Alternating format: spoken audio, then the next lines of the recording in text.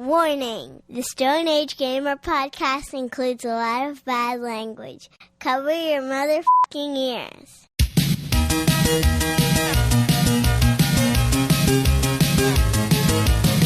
Good evening and welcome to the Stone Age Gamer podcast. I am Kris Randazzo and joining me tonight is the superest of Street Fighters, Dan Ryan. Superest. Super duperest, even. Oh, yes. Oh, yes. It's the end of the month, and that means it's once again time for the 10, 20, 30, 40 Streamlined Edition. Will my efforts result in a show worth listening to? Prepare your hams for some serious games, because the Stone Age Gamer podcast starts now. Your ham hands? Hams. Okay. Oh. I heard ham hands. I was like, I don't get that one. You can prepare those two. I'm talking about legendary Nintendo-published title Hamtaro. Oh, yeah. Yeah. Hi, everyone. It's episode 525. It's the week of August 2nd, 2024, and welcome. For anyone new here, this is the official podcast of StoneAgeGamer.com. Dan and I talk every week about what's happening in the world of video games from a retro gamer's perspective, as well as whatever the heck is going on in our lives. And speaking of which, what's new and exciting in the world of Dan? Oh, man, nothing much, Kris. This has been a really weird, frustrating week waiting for test results on the biopsy from my lymph nodes. It's weird because I think I feel a little bit better with the removal of the giant tumorous lymph nodes that were in my neck. I think I feel a little bit better. Like I'm not getting as cold as I was. Like that's been the real big symptom that I've had so far has been like coldness in my hands and my feet, which also might just be compounded with the fact that I'm, in my 40s. That starts to happen as you get older. But when I spoke with the doctor before I had the surgery, he was like, we'll do the surgery, we'll get those lymph nodes out, and you'll have results back in a week, which would be today. So the way he said it in his office and again in the hospital seemed to indicate that Friday would be the absolute latest time that it could come in, and possibly earlier, right? So this entire week, because I knew it definitely wasn't coming Monday, and I knew it definitely wasn't coming Tuesday, but starting Wednesday, I was like, I don't know, he seemed pretty optimistic. So I haven't really been able to sleep very well this week because I've just been just waiting. Really excited to see Deadpool, I understand. Yeah, really excited to see Deadpool. No, I've just been waiting. And last night, I think I slept 15 minutes total. You know what I mean? Because I was like, all right, well, I don't have any results yet, but he said Friday, so I'm going to get up, and the office opens at 8, so I'm going to be by the phone all day. And about 1:30 in the afternoon, I called the office, and I was like, all right, so I'm losing my mind over here. I'm tearing out the little bits of hair that I have left up on the top of my head. Can you give me something? And the dude that I talked to there was like, we don't have anything yet. There's nothing I can tell you beyond we don't have anything yet. And if you don't hear from us by 4:30, then it'll be next week. And I was like, well, that sucks because it's 1:30 now, and you're definitely not going to have anything by 4:30. So I'm just gonna be I'm exhausted right now. You know what I mean? I was preparing all week and then all day today of okay, I'm going to get X because that's what the doctor said. And it didn't happen, and I am physically and mentally wiped out. So if I suck tonight, I do apologize beforehand, because, man, the last couple of days, Thursday and today, were really rough. Earlier in the week was, better. I beat Dread, finally, which was, Judge Dread good. For Super Nintendo? Yeah. Love that game. It's how did you do Sylvester Stallone. How'd you do with Ravenbeak? How many times did that take? Twice. Fuck you. Fuck Yeah, you. no, You're a fucking liar. No, liar. I went in the first time and I was like, okay, I got him to the second stage up with, like, I got him to sprout his wings. And then that giant beam that he shoots out, that did me in. And I was like, man, I really think I can get him. I just have to go back and get the rest of the health tanks and shit. Because I went in there, I think I was missing like 4 health tanks. 4 or 5 health tanks, I think. Or energy tanks, I mean. So I went back and farmed all of those up. And then, yeah, like, he's hard, but I thought, like, once you get him to stage 3, I thought it was pretty easy. Like, once he rips that second wing off, it's basically just the first one again. I was like, oh, okay. That took me like 15 tries. Fuck you. I don't believe you. Honestly, you're a fucking liar. No, I promise I'm not. I am so much better at video games than you. Fuck off. No, I'm not. I'm really not.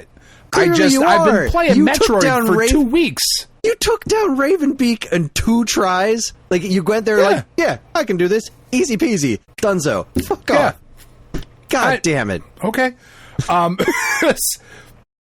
had a much harder time because I wasn't, and I don't know why I wasn't thinking to use them, but when you get the what the fuck, the diffusion missile, whatever, when you can shoot out 5 different missiles at a time, like right when you get that power up, you go in and it's the first time there's 2 Chozo soldiers in a room.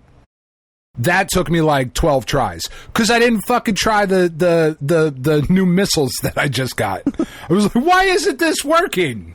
Oh, because I'm supposed to use the dumb fuck thing that I was just thinking of it like a puzzle solving mechanic as opposed to a combat. Right. Yeah, I didn't see where it would be useful. Gave me quite the hassle, but you must have. Yeah, I had just so much more skills than I do. Like, it's unfathomable that you would get to that guy. I mean, that guy is so legendarily difficult. I've heard so many people just talk about how it takes multiple tries because he's fucking tough. And you think this guy's a joke. I can't fucking believe it. No, I didn't. He was hard. Your skills are astronomical as far as I'm concerned. You beat that dude's second try. I bow to you, sir. He was hard. He was really Clearly hard. Clearly not. I don't know. Second try? No, he's hard. No, I'm not saying it's not hard. It was fucking difficult. And it was like barely. Like, I think I had like 22 energy left, I think, because like I'm looking at it go down after I fucking missed a parry or whatever. And I'm like, oh, now fuck. You're just trying to make me feel better. No, you're just really. trying to make me feel better. I'm over here being shamed. No. Took me Does so this long make to beat you that feel guy. better? Here, this will make you feel better. I died on the next part. What, when you're fighting the weird mutant him? Yep. It killed me. I didn't even know you could I didn't know do what that. to do. No, I forgot what to do. I was like, I'm holding buttons and nothing's shooting. What's happening? I was just like, I was so in the moment of like, oh, that suit's so fucking cool. This is such a cool moment. Blah, blah. He starts charging at me. I'm like, how do you fire the Omega Beam? And then I fucking died. And I was like, oh, shit. So what did you think of what did you think of the changeover? It restarts you right at that. What did you think of the changeover to the fusion gameplay? Like, where it just switches over, like, now everything's X parasites and you're playing fusion. What did you think of that? I thought it was okay. I thought it was fine. It sort of made sense in the story. It was a little bit of a stretch to get there. Really? But yeah, like in what way? I don't know. I don't know. It didn't feel. I don't know. It didn't feel organic to me. I don't know. Is that the right word? I don't know. Yeah, I thought that was really cool, and I thought it was cool because the X are such terrifying creatures. They're just like, now this shit's everywhere. Like this shit's everywhere, and Metroids are the only things that can actually stop X parasites. And fucking Ravenbeak's absolute arrogance, thinking that he was going to just get away with control and all this shit. And I thought that was super cool. That now now everything that I'm fighting, now I have to absorb them like I was playing Fusion again. And so bringing that piece of the gameplay back to it halfway through the game, I thought was really clever. I think it maybe. Sorry, I was going to say, I think it maybe didn't hit me as hard as it might have if I hadn't just played Fusion like 3 days before. Uh-huh. Does it, you know what I mean? Does that make sense? Because, like, if it had been years in between my playthrough of Fusion and my playthrough of Dread, because that was, what, a 10-year gap? Something like that, Something like that? Yeah, I so, also like, if it had been... Fusion pretty recently before I played Dread. I just thought that was really cool changeover. I also really... When really Samus like spoke Chozo, I thought was incredibly cool. I loved that moment where she spoke Chozo. I thought that was really cool. I was so pissed when that guy died, though. I was like, oh, it's a good Chozo when he's alive and he's fucking dead. But then, him coming back in X-Parasite form at the end was weird and kind of fascinating. The X-Parasites in general are just such an interesting species, right? Because they're not evil. They're just what they are. So, like, kind of like at the end of There's Fusion, no where malice it's like behind their action. They were just trying to kill Metroids and then trying to kill you. But then when the Metroid was the bigger threat, the X-Parasite let you absorb it so that you could kill the Metroid. Like, they're really interesting antagonists. Like, I don't want to say villains because they're not villainous. They're just creatures. Not. They're living creatures that are food for Metroids, basically. But now you are a Metroid, so that's fucking wild. The ending of that game makes me so interested in where the series goes, because I mean, obviously they're going to make Samus not look like that going forward, because that's just not how they do things. They will change her into something a little bit less pointy and green, probably. But it was so dope, though. Oh god, it's so cool looking. And there's all these cool. There's mods online where you can play through the whole game, and which is just hysterical because the game's so not designed for it. So it kills most things, but there are lots of things that it simply can't kill because there's no programming for it, right? So that crazy death beam you have, like, there's some creatures that just it does 0 damage to. That's very hilarious. Fascinating. I fucking love that. I'm glad you finally finished it. Yeah, me too. I really am glad that I made my way through it. There was a couple of fucking energy tank puzzles with the speed run. Oh, and the shine spark chains and stuff. Yeah, there's tough ones so in there. Hard. But God, were they rewarding when you finally pulled them off, you know? They really, really were. But there's one where I forget what area it's in, but you have to run through a door. You start out in one room. You have to run, shoot open the door, get the shine spark, roll into a ball, blow up 2 blocks, come out of that. Which one you're talking about? Do the Aeon fucking dash 2 or 3 times to make it across, so that the door doesn't. That must have taken me 100 times, at least. I know exactly which one you're talking about. It's the same here. I finally pulled it out. I was like, fuck, I am never doing that again. And then the next time I played through the game, I fucking did it again. It's like, you know what? I bet I could do it better this time. And I did. I think it only took me like 7 or 8 tries my second time through, because like the muscle memory literally kicked in. But that's what makes me so mad that you were able to fucking take down Ravenbeak my second time playing through. Even with muscle memory kicked in, it still took me like 3 tries. Son of a bitch. I'm sorry. No, don't be sorry. I just beat Mike Tyson last summer. What do you want from me? I had never beat Mike Tyson until last summer. You could do half that game or almost all of that game with your eyes closed. I mean, if we're measuring our dicks here, mine is a tiny bit smaller. You know, that is way more impressive to me. I think Ravenbeak. I think knocking down Ravenbeak on your second try is extremely impressive. You should wear that as a badge of honor, my good sir. Well, thank you. Thank you. I was really happy because like I said, those fucking Chozo soldiers, I had a hard time with them. I had a hard time the first time that it turned into the X-Parasite as well. Like the X-Parasite Chozo. Yeah, me too. Fucking starts spitting that giant like black beam of death out. Yeah. That fucked me up a couple of times too, because I just wasn't doing it right. It was one of the things that why I dropped off of Dread originally and had to like constantly remind myself as I was playing through this one. It gives you so many different things that you can do with Samus. Especially like the Aeon Dash and whatever. That I would get my ass kicked like through the first half of the game. There's things that were just kicking my ass. And I was like, oh, I have all this other shit I can do. I got to stop playing it like it's Zero Mission or Super Metroid, because it's very much not. And that's once once that clicked over, I started wrecking everything.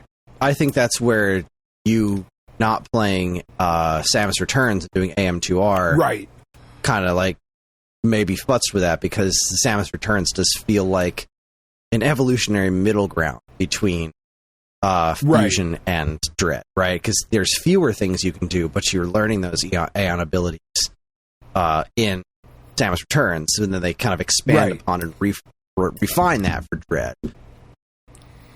Good stuff. I'm glad you did. Yeah, I'm glad it's behind you. It's really, really good. I really, really hope that we get more 2D Metroid. I really do. I really do love that series a whole bunch, and I like the Prime games. Like we were talking about last week. They're good. The first one is great. The other two are Metroid Prime games. And I really hope that Prime 4, I don't know. I don't know. I mean, I don't know what to expect out of Prime 4. I don't know if it's going to be like the kind of game that turns more people onto the Prime franchise. I hope it is, because I think there's a lot of great potential there. But yeah, I cannot imagine they're done with 2D Metroid. Dread performed very well for a Metroid game, and it really wasn't that long ago. So I would be shocked and amazed if we didn't get more 2D Metroid. Sure. I think Metroid's in a pretty healthy position, all things considered. Man, I hope so. Yeah, so to kind of piggyback off of your frustration of not hearing back from the doctor, I had a sort of frustrating situation of not hearing back from somebody this week. There appears to be at least one creature living in my chimney right now. Pretty sure there's a squirrel in there. Right? It's making lots of noise, and I thought it may have died, but tonight during movie night it was making a lot of noise, and it might not be alone. There might be multiple critters living inside of my chimney right now. So earlier in the week, I called animal control, and they were like, "We don't do that. You're gonna have to call an exterminator." So I called I called an exterminator, because that's what animal control said. I called the exterminator, and they're like, "Yeah, we don't do that, at least not for less than a whole lot of money. You're going to want to call a chimney sweep." Okay, I'll call the chimney sweep. For a whole lot of money. So I called it. I love this. They are called Gold Shield Pest Control. They're local to my area. They are the ones that took care of my the termite problem I had a year or so ago with the super honest people. And that's what they're like. They're like, "Look, we could go in there and do that thing, but it's going to cost you a whole lot of money. You need to call a chimney sweep, because they're going to do it in some sort of affordable way, and they're the ones who are going to be able to put a cage on top of your chimney to stop this from happening again." Like, this is why I appreciate you. So I call up a chimney sweep, a local place. First one that came up, they're located in Absecons. It's like, okay, let's see how this works. And like, okay, we can. This was on Tuesday. Yeah, this is on Tuesday. So okay, we can come by today You going to be around around 3 o'clock? I was like, yeah, I work from home. I can be here at 3 o'clock. Okay, cool. We'll be there between 3 and 6. Like, okay, sure. Be there between 3 and 6. They never showed up. Just awesome. Never showed up. No phone call, no nothing. Wednesday goes by. Great. No phone call, no nothing. Thursday rolls around. Thursday's my wedding anniversary, which worked out extraordinarily well. Karen and I got tickets to go see Wolverine and Deadpool on our anniversary. We were thrilled to be able to do That's that awesome. for our anniversary. It was a good time. While I'm at dinner, they called and asked to reschedule. And fucking Thursday, they said we'll be here Tuesday at 3 o'clock. Then at the end of the call, between 3 and 6, completely ghosted me for that day, all day, and Wednesday. then all of Wednesday, and then called me Thursday. And so, yeah, can we need to reschedule? You think? Yeah, you do. You needed to do reschedule 2 days ago. There's a thing in my chimney. It's making a bunch of noise. They were chatty as fuck during the movie tonight. They were just like... I tried... I think there's some sort of grating in the chimney somewhere that prevents just... Because it's not like just an open straight to the sky. I think there's some sort of fencing in there, because my thought was... And this is where I'm confused. So a few years back, I mentioned on the show, a squirrel got into my chimney a few years ago, but it was during the winter, and there was an active fire in the fireplace. So, like, he's down there cowering in fear from the fire, and then we're like, okay, we've got to get him out of there. And while we're trying to figure out how to safely get him out, he bolts through the little like crack that we had opened up to try to put something in there, and runs around the house, and we had a squirrel loose in our house for a while, which was fucking awesome. So that squirrel made it into the fireplace. It's a shame you didn't have Hopper. You wouldn't have had a squirrel for very long. Would have had a Christmas vacation situation on our hand. Very much. That would have been awesome. So I figure, okay, well, then there's got to be a clear passageway from the chimney into the fireplace. So I kept the flue closed. I opened up, there's a portal in the bottom of my fireplace that goes directly outside. So I took the entire cover off that, and then I closed up the fireplace. I opened up the latch that goes outside, and then I opened up the flue, and I left it there for a couple hours. Like, freedom. Freedom is yours. All you need to do is get leave. out. Just get out. Yeah. Went to walk Hopper, came back, nothing. Whatever was in there, I closed the flue, and I heard all the screeching. It's like, is he stuck? What? I'm not going to stick my head in there. I'm not going to stick my head in the fireplace and look up, because the moment I do that, that's when I get a face full of squirrel. Which, no. Yeah. I don't want face full of squirrel.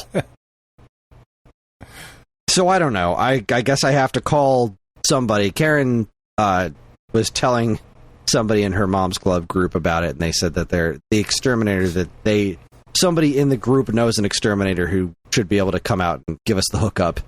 Like, okay, we'll look into that then, because I don't really feel like spending hundreds of dollars to get squirrels out of my chimney, but I thought maybe the problem would solve itself, but clearly it's not, because it's been like a week, and they were making an awful lot of noise, and I hope it didn't, invite friends, because I don't want a squirrel colony growing in my chimney. No, certainly not. Certainly not. Tempted to just light a fire in there and call it a day. Well, but that just seems mean. I mean, it is, but, did you try putting up a sign? Like with an arrow, like squirrels this way? No. No, I mean, it's worth a shot. It is worth a shot. I mean, honestly, if I had my druthers, I would say pay rent, right? You can live in there, but you're going to have to pay me rent. Oh, that's an option. But I don't think they can get out to, make money or anything. So, just pay you in stored nuts. So, fucking squirrels. I swear to God. I know. Fucking worst. Stupid nature. Eating my garden. I went at right when the pandemic started. I was out in my backyard, and I looked up at my neighbor's house, and all the houses on my street are the same model pretty much, but they're kind of flipped back and forth, so my living room is up against his living room. But then like the kitchens are on the kitchens of the other side of the house. It just goes kind of back and forth the whole time. So as I was just happened to glance up at his roof, and where the attic fan is, there's like a little flap that opens up. Right. And his is a little bit different than mine. I have a bigger attic fan than my neighbor does. He has like an octagonal one. I have like a metal kind of thing on my attic fan. And I see like 3 fucking raccoons just open the latch and fucking walk into his attic. It's like, oh shit. So I go next door, I fucking knock on the door, and he opens it up and he's looking at me like he's got his mask on, because like this was like, I don't know, we went into lockdown on like what, March 25th or something like this. So this was like March 27th. Like it was right at the start. So he's got a mask on, I've got a mask on, and I just type on my phone, 3 raccoons just went into your chimney. You gotta go get him. He's like, fuck. Sorry, dude. See ya. And then I left. And like the next day, the fucking exterminators were out there and dragging raccoons out of his fucking attic. It's like, oh man, that sucks. Right. The raccoons were locking down too. They didn't know what was going on. They heard the news. This is what I'm saying, why you should try the sign with the squirrels. The raccoons went into lockdown. They just didn't know. He didn't put up a sign. It's raccoons that way. Raccoons are smarter than squirrels. Much. That's just science. Much smarter. Yeah, no, everybody knows that. I believe the science. That's really fucking annoying, man. That's not cool. Fucking chimney sweep. Right? Like, how busy are chimney sweeps? How busy is a chimney sweep in July? In July? Yeah, probably not very. Well, they probably just forgot. What the fuck I know. They're like, probably. Oh, fuck, we had an appointment. Son of a bitch, I'm sorry. It's July. We call this guy. Son of a bitch. Our bad. Yes, we don't even start working like till October. And then we got a whole bunch, because then all of a sudden everybody's like, we gotta fucking get the chimney swept. I asked them, like, how often do you have to get your chimney swept? She's like, I don't know, most people tend to do it like once a year. I'm like, well, shit, I lived here for like no, 8 they years. Fucking don't. that doesn't sound right. Most people do it once a year. Stop it. That doesn't sound right at all. Most people do it once and then forget. That's how often it happens. Yeah, because that's where I'm at. I've lived here for quite a number of years. We use our fireplace a lot, and I have absolutely never gotten it swept since we moved in. Oh, I'm sure. Which I'm sure is a fire hazard. Or something. Yeah, it's definitely due. Like, I should do that, but I should do a lot of things. Oh yeah, there's a whole bunch of stuff I should be doing. Let's see. How often do you sweep your chimney? According to the Google machine, never. It's a good idea to have it swept at least once a year. It's a good idea. But most people definitely don't. Yeah, I mean, that sounds like some rich people shit to me. It really does. I haven't even had my gutters cleaned. Now, to be fair, I can clean my gutters. I just have a crippling fear of heights, so I can clean my lower gutters, but I can't clean my second floor gutters. I just don't have that in. Really? Yeah, no. Just crippling fear of heights. Putting up my Christmas lights is already terrifying enough. You're afraid you're going to Clark Griswold it, like, back into a different, like, into the tree? Yeah, that you don't have? Except that I'll die. It won't be a jolly story that you tell people? Like, oh, man, I was putting up the lights and never believe what happened. Yeah, no, I'm sure that I will fall and die. I don't like heights. I don't like heights, and I'm terrified of falling from them. Try and put them up with a drone. String them up, and drone them up there, and probably work, right? I have a crippling fear of drones, too. Son of a bitch, you're screwed then. I'm sorry, Chris. No upper lights for you. I got this great thing. I can't remember if I ever talked about it on the show. I got this great thing in theory. It's like a giant extendable stick with a claw on the end of it that, like, you can use to just stand on the ground and clip your Christmas lights in there. And the one time it worked, it was worth every penny. And then the next year, it just wouldn't fucking work anymore. Which was a bummer, because that was a really neat toy. And I kind of wish that I could get one that was really long enough to get all the way up to the second floor, but I guess they don't make them like that.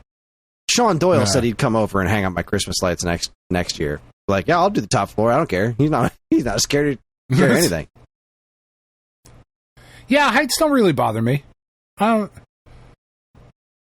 me get this straight, though. You're scared of heights, but you used to jump up onto that angled incline on the fucking roof of the building in Brooklyn. Yes, I did. I was way scarier than climbing up a ladder to the second story. I haven't always been afraid of heights. It's actually a relatively recent thing. It's like really? My claustrophobia is getting worse too as I get older. I've always been claustrophobic to a degree, but it's definitely getting worse as I get older. And I've always been like nervous around heights, but never cripplingly so. Now I get on the ladder. Well, even when I first moved in, I climbed up on. I wouldn't do the top roof because I didn't have a ladder that was tall enough. But I would climb on top of my garage and hang the lights that way. I can't do that anymore. I tense up too much. It's fucking terrifying. That really sucks, man. Yeah, I'm pretty sure I just need therapy. That's unfortunate. But, I mean, it's a rational fear to have. Like, that's not one of those weird ones. Like, I'm afraid of paper towels. Like, all right, shut up. That's not real. Fuck off. Get out of here. What's the scientific name for that, I wonder? It's being an asshole, I think, is scientific name. Assholeus Uis. Fucking yeah, No, like my cousin, the one that lives out in Moab in Utah, he does like a lot of landscaping and like handyman work and that kind of shit. And like he fell off of his ladder like 2 months ago, and he's got the bottom disc in his back is herniated and it's like pushing on his nerve and his leg's all fucked up now, but like he fell off the ladder. Like that's a legitimate thing that does happen. Right. So it's not the weirdest fear in the world to have. It's just weird that it's getting worse as you get older. Do you feel like you're less coordinated than you were? No. I mean, because you used to be as far as coordination is concerned, you're like a fucking ballroom dancer. It was gorgeous. Your choreography was... I was chosen to do the bottle dance and Fiddler on the Roof in high school. It is true. But... right? I've seen your wedding video. I don't think wedding I wasn't invited to. Just bringing that up again. You were invited. You were in fucking... Were we Florida at that point? Florida or Texas. Whatever. Yeah, like we didn't send you an invite because we were like, this is not going to happen. It's just not going to... I wish you would have been there. Yeah, no, it's whatever. I didn't even get the option. No, I'm just fucking with you. I'm saying, but like... You and Sheridan. I didn't know Sheridan long enough. And I do wish that I had figured out a way. Like, there's no way you would have been able to make it. From Texas? No. Yeah, that just wasn't going to happen. And I wish I had known Sheridan at that point because he's one of my favorite people, and he wasn't there either. And there was like a bunch of my family members there that I didn't want. But a bunch of people I hated were there. Seriously, my fucking uncle who was a kid toucher was there. Fuck that guy. He shouldn't be at my wedding. That's not great. I didn't want him there. That's right. He was there. Me and Sheridan, no invite. Me and Mike, we were hanging out at the time. Mike was with me in Texas. Yeah, we were like, I wonder what Kris is doing. Oh, he's getting married. What a fucker. Where's our invite? exactly what happened. Oh, I'm sorry to hear that, man. That sucks. Claustrophobia is that I get the fear of heights. Like, I understand. Yeah, I've been to some very tall places. This is weird, like, humble brag. I've been tall places, Kris. You know, like, well, this sounds weird. But, like, no, yeah, I get it. You know, you go up tippy top of a building and you look down, you're like, oh, fuck, there's no coming back from that one. Claustrophobia, I don't get that one. I know it's, and I'm not delegitimizing it. I've never felt that. I don't have any empathy for that because I've never understood that. It's hard to explain. It's like, particularly if I'm in a situation where I can't move. Like that scene in Kill Bill when she's in the coffin. That is so terrifying for me. That is hard for me to watch because it's any place where I can't.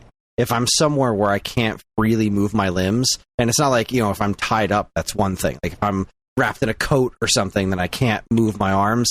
That's one thing. But if I'm in a place where there's not enough geometry around me to extend my arms, I start to lose it. Like I just start to feel this tightness in my chest, and everything just starts to speed up, and I just start to lose it. And that one's always been kind of a problem for me. But again, like I said, it's getting a little worse as I get older. Yeah. I know, like my aunt won't get on elevators anymore because she feels claustrophobic. Like she doesn't fly. She doesn't like do anything, you know, like anywhere where she can't escape the situation at any given moment. You know, because I asked her, I was like, well, what about, like, you don't fly? Like, okay, what about a car? She was like, well, I can open the door of the car. It's like, yeah, but you're not gonna. Like, you're driving, barreling down the highway. It's thankfully not like that for me. It's gotta be a space that's tight really enough. Tight. Okay. Really tight for it. Yeah, it's not like, if I'm in a space that I could not possibly extend my limbs, that's when I start to get upset. All right, well, no coffin sleeping bags for you. I'll take that off the Christmas list. Yeah, I know we were planning on that whole, buried alive live stream thing, but we're gonna have to put that on the rocks. Gonna have to. Yeah, that's fair. It's fair. Yeah, learn something new every day. Yeah, we're all fine. I had no idea you were such a bitch. Can't even beat Ravenbeak on second try. Oh, I know. Jesus, claustrophobic, non-Ravenbeak beaten motherfucker.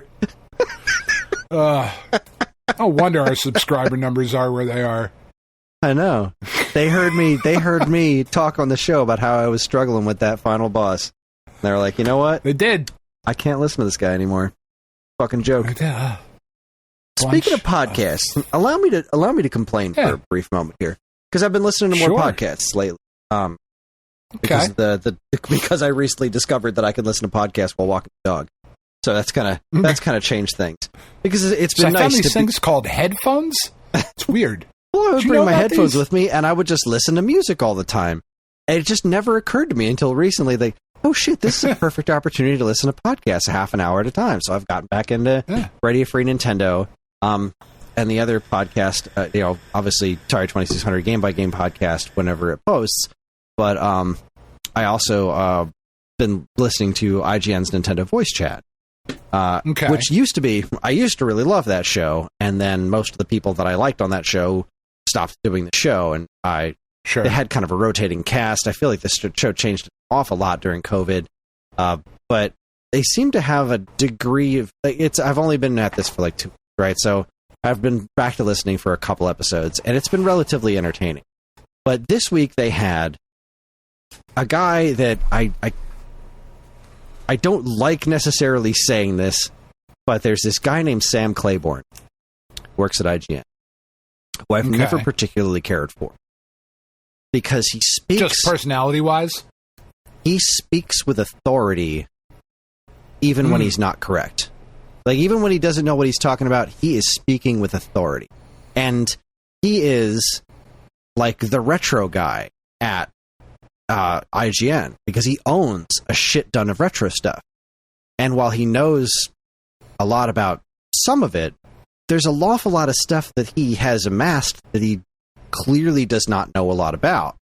And that's fine. You're allowed to collect things that you don't know everything about.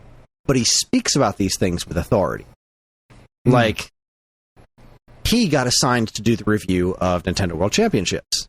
And as he is complaining about the game on the podcast, he's complaining about, one, a thing that you can do in the game that he claims you can't. He's saying that the game, you can't play the game.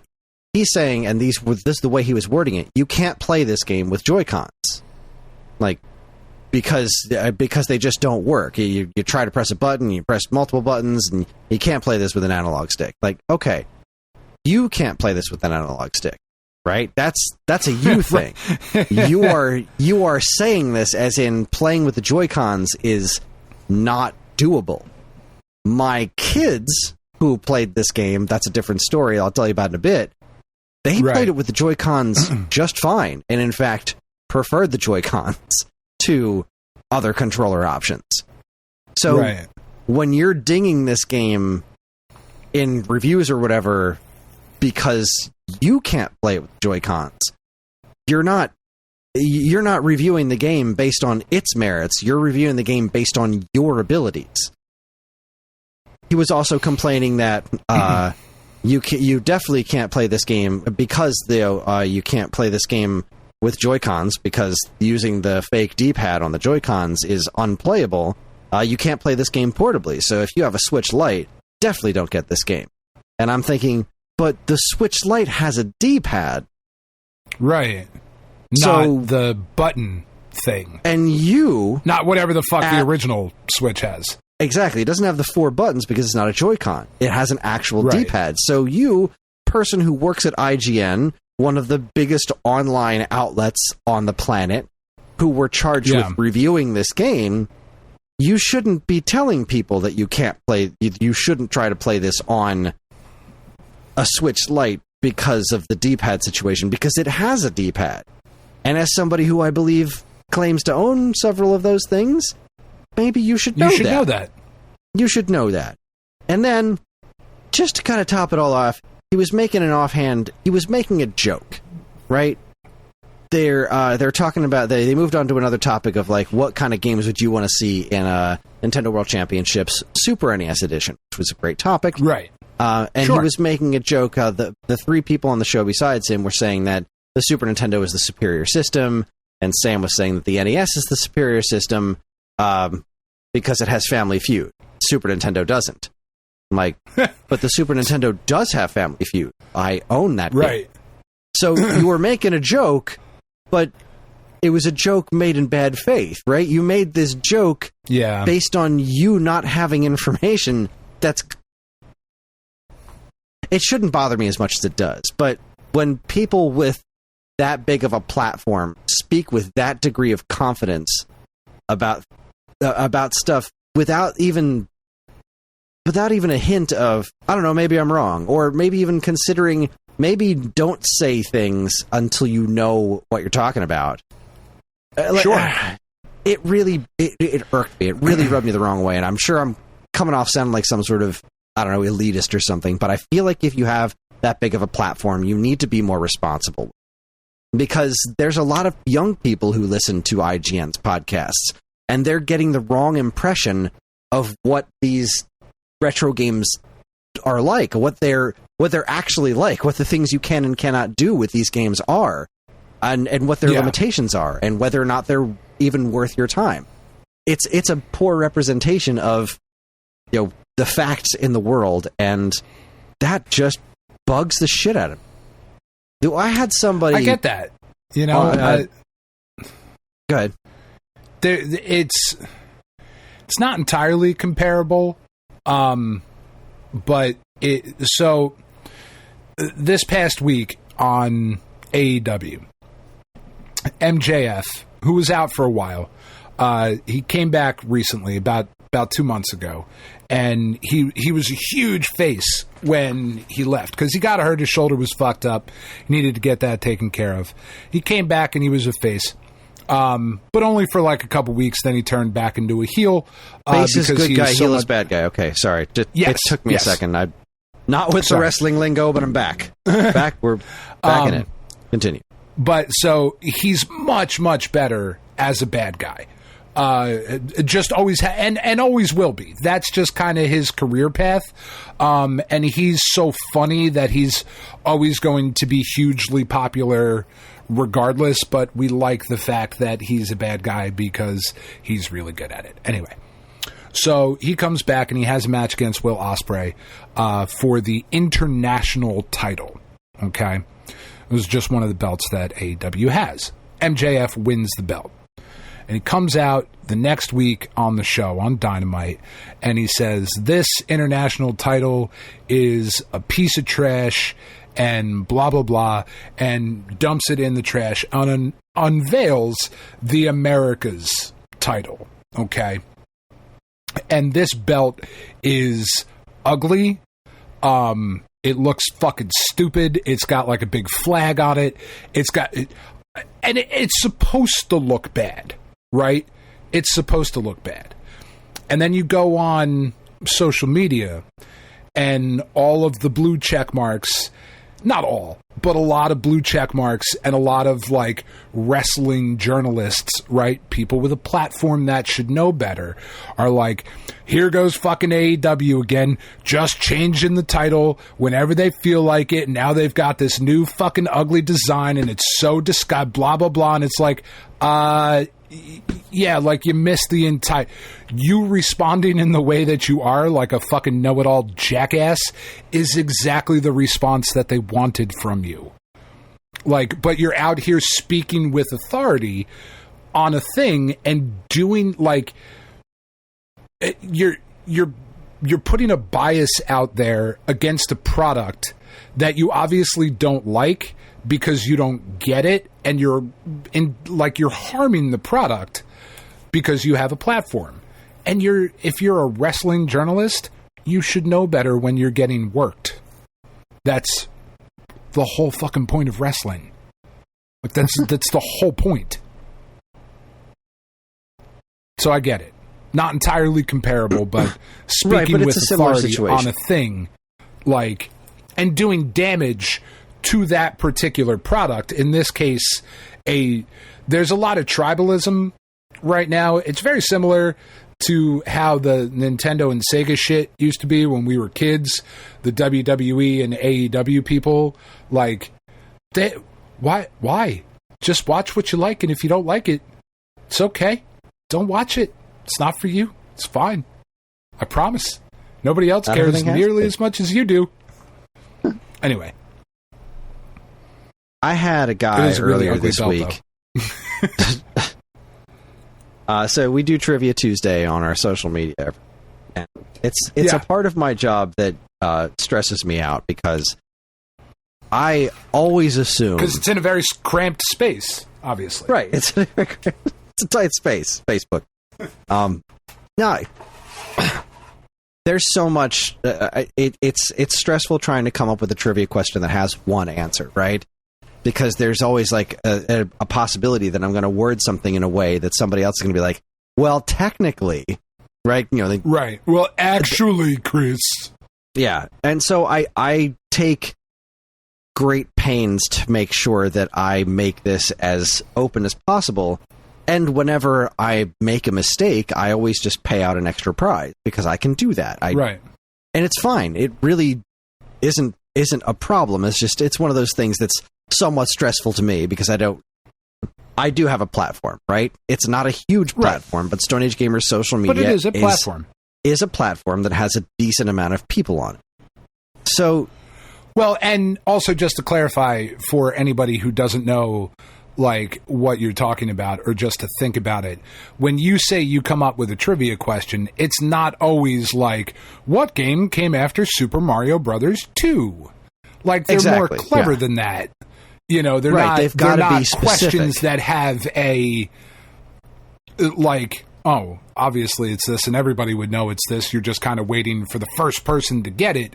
You're coming up with clever shit that also only has one answer. At least that's the goal.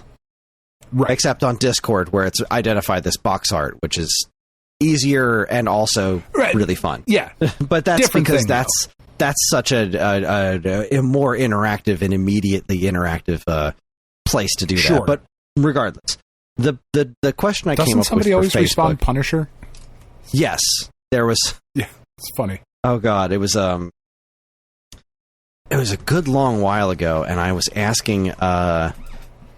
It was a weapon in Resident Evil 4 that was named after a Capcom another Capcom game, and somebody insisted that there was a gun called the Punisher that was named after the Capcom game, the Punisher. And I was like, that is so obviously not what I'm talking about. Like, that is 100. Like, I don't remember what the actual answer was. It was like the Devil May Cry or some shit like that. It was like very clearly this is a Capcom brand, and it was like, yeah, but this gun's called Punisher. This weapon is called the Mega Man. It has absolutely nothing to do with the Capcom Punisher game based on the Marvel character, and everyone agreed with me like that this guy's being insane, but he insisted that he get a prize. Like, no, you need to give me a prize because I'm not wrong. And I'm like, you are trying to force yourself to be technically right, and it's no, absolutely not. If you're nice about it, I'll do all sorts of stuff, but no, I am not playing that game with you. So it just became this joke that the answer to everything became the Punisher, and he's long since left the server. And I mean, this was like years ago, and still every week without fail, the answer is always the Punisher. I don't even think half the people in the Discord remember why anymore. It's just one of those weird things that happen. That's awesome. So anyway, the question that I posed this week on Facebook was, what was the first North American Dragon Ball game released that retained the actual Dragon Ball license? So I'm not talking about Dragon Power for NES, because that didn't retain the license. The first North American Dragon Ball game released was Dragon Ball GT Final Bout on PlayStation. I know this. It's a thing that you can verify the answer to, right? Right. So I post it, everything's fine, except this dude jumps on and responds, all caps, correction.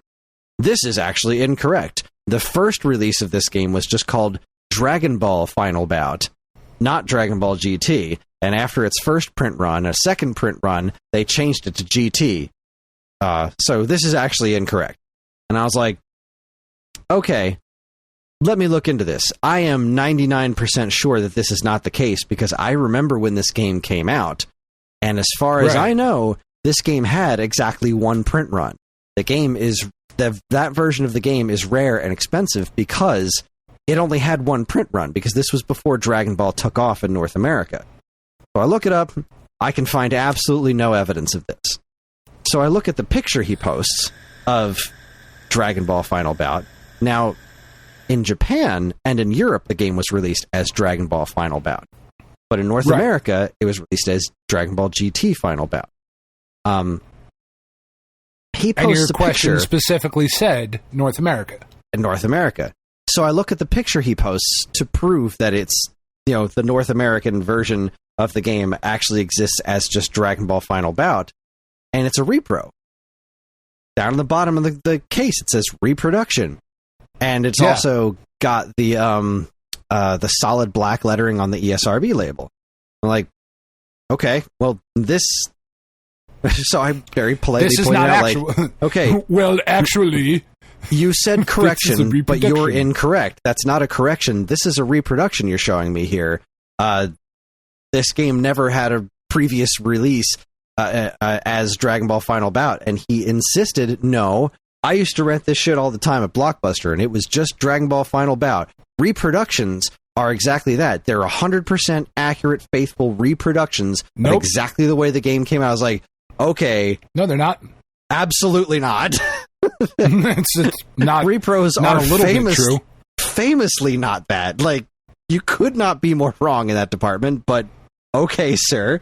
So I go through and I explain this had an initial, according to the internet, this game had an initial print run of 10,000 copies. This is why the picture you showed, which he admitted was not his copy, it's just the only picture he could find on the internet, but he remembers his entire argument was, trust me, bro. Like, he could provide absolutely no, not even an instance of anyone on the internet saying that there was this exclusive short print run that they then changed the name on. I kept trying to be nice about it, right? I was like, somebody in the factory like, fuck Jimmy, the ones we sent to Dubuque, Iowa, they just say Dragon Ball. They don't say GT. We need to have the GT, quick. So I go Jimmy. And I do the research. Like, I found Jimmy. Reviews from old magazines at the time that were all called Dragon Ball GT Final Bout. Like, I spent the time to look into it because I wanted to make sure. I could be wrong. I could always be wrong. I'm 100% not wrong, and I provided him with verifiable facts that, no, you're remembering this incorrectly, and you're spreading misinformation. And he would be like, well, I'm going to trust my memory from when I used to rent this game at Blockbuster. We're going to have to agree to disagree. And I'm like, no, this doesn't work like that. You can't agree to disagree on verifiable facts. I have explained to you why this isn't okay, and you're using my platform to try and spread false information for what I can only assume is internet points, right? Because why else are you trying to... He's actively what are we ignoring, really gaining here? Yeah, he's like, it's just a game, but I'm right and you're wrong. I'm like, no, absolutely. I eventually banned them. I was like, I'm not having this conversation anymore. He tried to say you've been rude and I don't respond well to bullies. I'm like, I'm not bullying you. You're lying. You're wrong. You are just incorrect. Because I pointed out that you are wrong doesn't make me a fucking bully. You ever see that cartoon? It perfectly captures it. It's like the two people, usually it's kids, but there's either a 6 or a 9 drawn like on the pavement. And there's two people, I think it's a 6, I think it's a 9. Well, agree to disagree. Nope. One of you is fucking wrong. Somebody drew either a 6 or a 9. Yeah. One of those is correct. You don't just get to disagree or agree to disagree on shit that, like, no. On verifiable facts. You can't do that. I'm glad that you banned him, because that's dumb shit. Like, nah, dude. Like, I know it seems weird and petty, but also, like, he didn't post it as, like, I seem to remember, or, like, didn't this game come out as this? Like, not sure. I thought, he posted the word correction, and he did it more than once. Like, on 2 different responses, in the response chain, he wrote real big, correction. Like, no. Do not speak with authority on shit you're not 100% sure on. I understand that you remember it. Half the fucking population remembers the Berenstain Bears. Like, right. You just can't do that. But that's not what they are. It's what they eventually became. They did eventually change it, right? Isn't that the story? Did they? Oh, I don't know. I've only ever seen it as Berenstain. And I remember Berenstain Bears as a kid. I really do. But then I looked at the books that are as old as I am and was like, nope, it's always been Berenstain. And just... Yeah. It's always been wrong. And that's just it. Our fucking I learn shit like this a lot during when I do these trivia things. Whenever I do learn new information, I give out another prize. And I'm like, cool, I thought this was the answer and I learned something new today. I have no problem. I've said it a million times before. I am never the smartest guy in the room. And I am always willing to learn. Which is why I took the time to do the goddamn research to make sure I wasn't the crazy one when this guy was insisting that Dragon Ball Final Bout is a game that released in North America, and taking a pot shot at how he thinks the trivia contest should be worth $10, not $5. Like, come on, dude. What are we doing here? No. Go away. Start your own fucking retro video game business and then convince 2 jamokes to do a podcast for you for 10 years. And then give away $10 a week, you prick. Have at it. It just really bothered me. This guy would not let it go. And I think that's one of the things that makes social media so difficult for me sometimes, is that there's so much speaking with confidence on shit that people just don't know about. And it even comes down to like your basic opinion on like, you know, whether you liked this movie. It's like it's never I liked this or I didn't like this. It's this is good, this is bad. It's like, well, yeah. I'm sorry if you think Revenge of the Sith is objectively the best Star Wars movie, but it's not. There is no objective best Star Wars movie. You think it's great. You like that movie. That is your opinion. That's great. Now I will make the argument that I think Attack of the Clones is a bad movie, right? That's not just I don't like that movie. I think it's a bad movie, and I will give examples as to why I think it's a bad movie, but I will always say I think it's a bad movie, not it is objectively a bad movie. Right. Because saying it that way is inherently incendiary and unnecessarily so. It doesn't need to be the thing you like is shit. It's I don't like the thing because I said so. Because I am the arbiter of what is good and what is bad. And anyways, just playing video games this week. Well, Metroid Dread, yeah. Right, we had that guy. Talked about that. We did, yeah. Also, they started a new mode in Marvel Snap called Deadpool's Diner, right? And it's basically poker, in a way, like you're playing. It's not poker. It's not even poker a little bit. I don't know why I said that.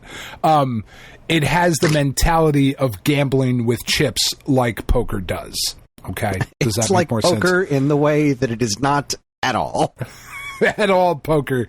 So normally when you play Snap, you either play for cubes, which determines your rank along the path to infinite, or you play in conquest mode, which determines your basically health points that you have left, right? You start with 10, you're down to 0, you don't have any more. Okay. In Deadpool's Diner, you play with bubs, because it's all themed around Deadpool and Wolverine, right? So you play with bubs, which are basically chips. Yeah, it's real dumb. I don't like the name at all. If it was Bubsies, then if you were playing with like fucking Bubsies, that's a whole different story. Oh my god, we need a Bubsy Deadpool crossover is what we need. We really do. Bubpool, super into it. Poolsy. Anyway, so you play and you start. Let's just say to make this easy, because they didn't do a good job of making it easy, I don't think. Let's just say you start with 1,000 chips. Okay. Give me 1 second. Let me time out real quick. I need to change the batteries in my headphones because they're going in and out, and it's driving me crazy. Hold, please. Okay. Holding. Thankfully, I have the batteries right here in my fridge, right next to my headphones. I'm sorry, they're in your fridge? Are you supposed to keep batteries in the refrigerator? Is that a thing? I don't think you can hear me changing batteries, but I'm going to talk. And I don't know that you're supposed to keep batteries in the refrigerator. That seems like new information. But, as I said before, I'm always willing to learn. Are you supposed to keep batteries in the refrigerator? Listeners at home, do you keep your batteries? Does it keep them fresh? Do you remember those things on Duracell batteries that you would put your thumbs on and it would tell you how much battery life was left, except they'd never work? Yeah, those things were terrible. Yeah. So I'm sorry, why are your batteries in your fridge? I don't know, because my grandfather used to keep his batteries in the fridge because he said they lasted longer. And he's the smartest man I ever met. So it's probably an old wives' tale, but he also spoke 7 languages. So I went, all right, that's fine. Batteries in the fridge it is. I don't know. Yeah. Anyway, what the fuck was I saying? Oh, all right. So let's just say you start with 1,000 chips, right? And to play a game, to go in, they have a bunch of different tables set up, and they're all themed after food. Like, it's way more complicated than it needs to be. But they're all themed after food, and they all have, like, fakakta amounts that you need to have in order to play at the table. So you start with 1,000 chips. To enter the first table, it's 500 chips. Well, okay, you play through the game, and on turns 4, 5, and 6, the game automatically snaps. It automatically doubles the amount of chips that are at stake. So by the time you're at the end of the first game you play, you could be up to 1,000 chips. And if you lose, well, guess what? You got to wait an hour at least before you can play again, which doesn't exactly feel great. It felt so bad for so many people that they went in and lowered the amount for the first table like 2 days after it released. They were like, oh, fuck, we're sorry. This isn't good. But it's got a bunch of different rewards along the way, with the ultimate reward being a variant for a Cassandra Nova card. So you unlock the Cassandra Nova card at 15 million lifetime bubs acquired. Okay. Yeah, I'm starting to hate it too. Yeah, it sounds so stupid, right? Like, it's much better if I say chips. It sounds like the currency in Homestar Runner's universe, because Bubs would totally make his own coins, and they would be called Bubs. And, like, I get it. It's Deadpool and Wolverine, like, hey, Bub. You know, like, I get it, but stop it. Yeah, I get it, too, but also, thumbs down. But I don't care for it. It sounds... It's not fun to say. Bubs. And then they have things like, as you're progressing through, like, your Bub Mart updates so that you get more Bubs, or you can buy more Bubs at a cheaper price. Fuck off. I just don't like saying it. So the ultimate prize is a Cassandra Nova variant that is 500 million total Bubs. Because the one nice thing is that no matter how much you lose, your lifetime accrual doesn't ever go down. Right? So, you know, I'm playing games, and like last night I went to bed and I think I lost a hand that was like 800,000 Bubs. And I was like, oh, that's a fucking lot. It's a good thing I'm going to bed right now. Because that wiped me out. But, you know, I woke up and it was refreshed and I could play again. It's just a really weird mode. And they're giving out some pretty cool rewards along the path. Like different borders for cards, couple variants, some credits, some gold, that sort of thing. Ultimately, the big prize is this Cassandra Nova card, because she seems pretty cool and is really effective against one particular type of deck that is kind of everywhere in the game right now. So I've just been playing a ton of that because, I didn't have any more Metroid to play. You got to track down Federation Force. Nope. Do not have to do that. Come on, you can do it. I could type it into my browser right now and have it in a second. That's not the concern, Chris. the acquiring of it is not the hard part. It's the want and the need to play through it. I don't know. It's the only Metroid game I have not played to completion. Can't do it. Did not find it fun. Maybe we should play it together. Oh, God. No. Maybe. It could be fun, because I've heard, like, it's made by what, Next Level? Like, these are the people who did friggin' Punch-Out and Mario Strikers. Like, these guys don't make bad games. So, and, you know, obviously I've only played it single player, so perhaps maybe there's something to it. Maybe there's something we don't know. There might be. I'd be willing to maybe give it a shot. I was struggling to find something else to jump into. I think maybe, and again, just like being so fucking distracted this week, you know, like I wasn't ready. Like Metroid I had started, so it was like, all right, that's kind of like a single-minded focus kind of thing, and I'm keyed in on that, and that's fine. Maybe thought about it I might start and try and go through the Kingdom Hearts series. It's God. a real bad idea, but I might. Okay. I'm into that. I will definitely listen to you talk about those games. or zone out while you listen to those, because I can't listen to the plot of Kingdom Hearts without my eyes going crossed. Yeah, well, that's the thing. I kind of want to know the plot of Kingdom Hearts, because I've read the plot of Kingdom Hearts, and it doesn't make much sense to me when I read it. So maybe it's just something I got to experience. Well, that sounds like a good time. I say live the dream, Dan. Either that, or I'm going to play through the Castlevania, the 2D Castlevania, specifically. The 2D Castlevania games. That's in a good one. Chronological order, not like release date order, but storyline order. Oh, yeah. Boy. So only the canon stuff, or you like tossing Legends in there too? No, probably only the canon stuff. I don't know. I've thought about it, because I know most of the games so well. You know, I've certainly played through the later games, like the DS games and whatnot, just because they're so much bigger. I've certainly played through those less than I've played through 1, 2, and 3 and Super. You know, I've played through those way more, because they're so much shorter. You could beat Castlevania. Right, you've probably city, put the same amount of hours into each, but right. But yeah, I don't know. I love that franchise so much too. I think it'd be interesting. I say go for it. That could be a lot of fun.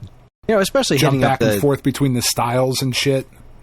Yeah, I mean, hit up stuff like the Game Boy games, Castlevania Adventure. You know, Adventure is super rough around the corner, like super rough around the corners. It's not a great game, but it's got a really good soundtrack, and it's good enough to get through. Legends is an interesting game, and you know, again, it's far from perfect, and technically, it's not part of the official canon anymore. But it's it's worth trying. I have, of course, it.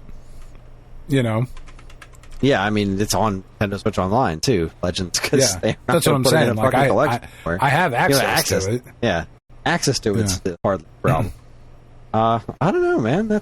I think that could be a lot of fun. That would be a very cool series to go through.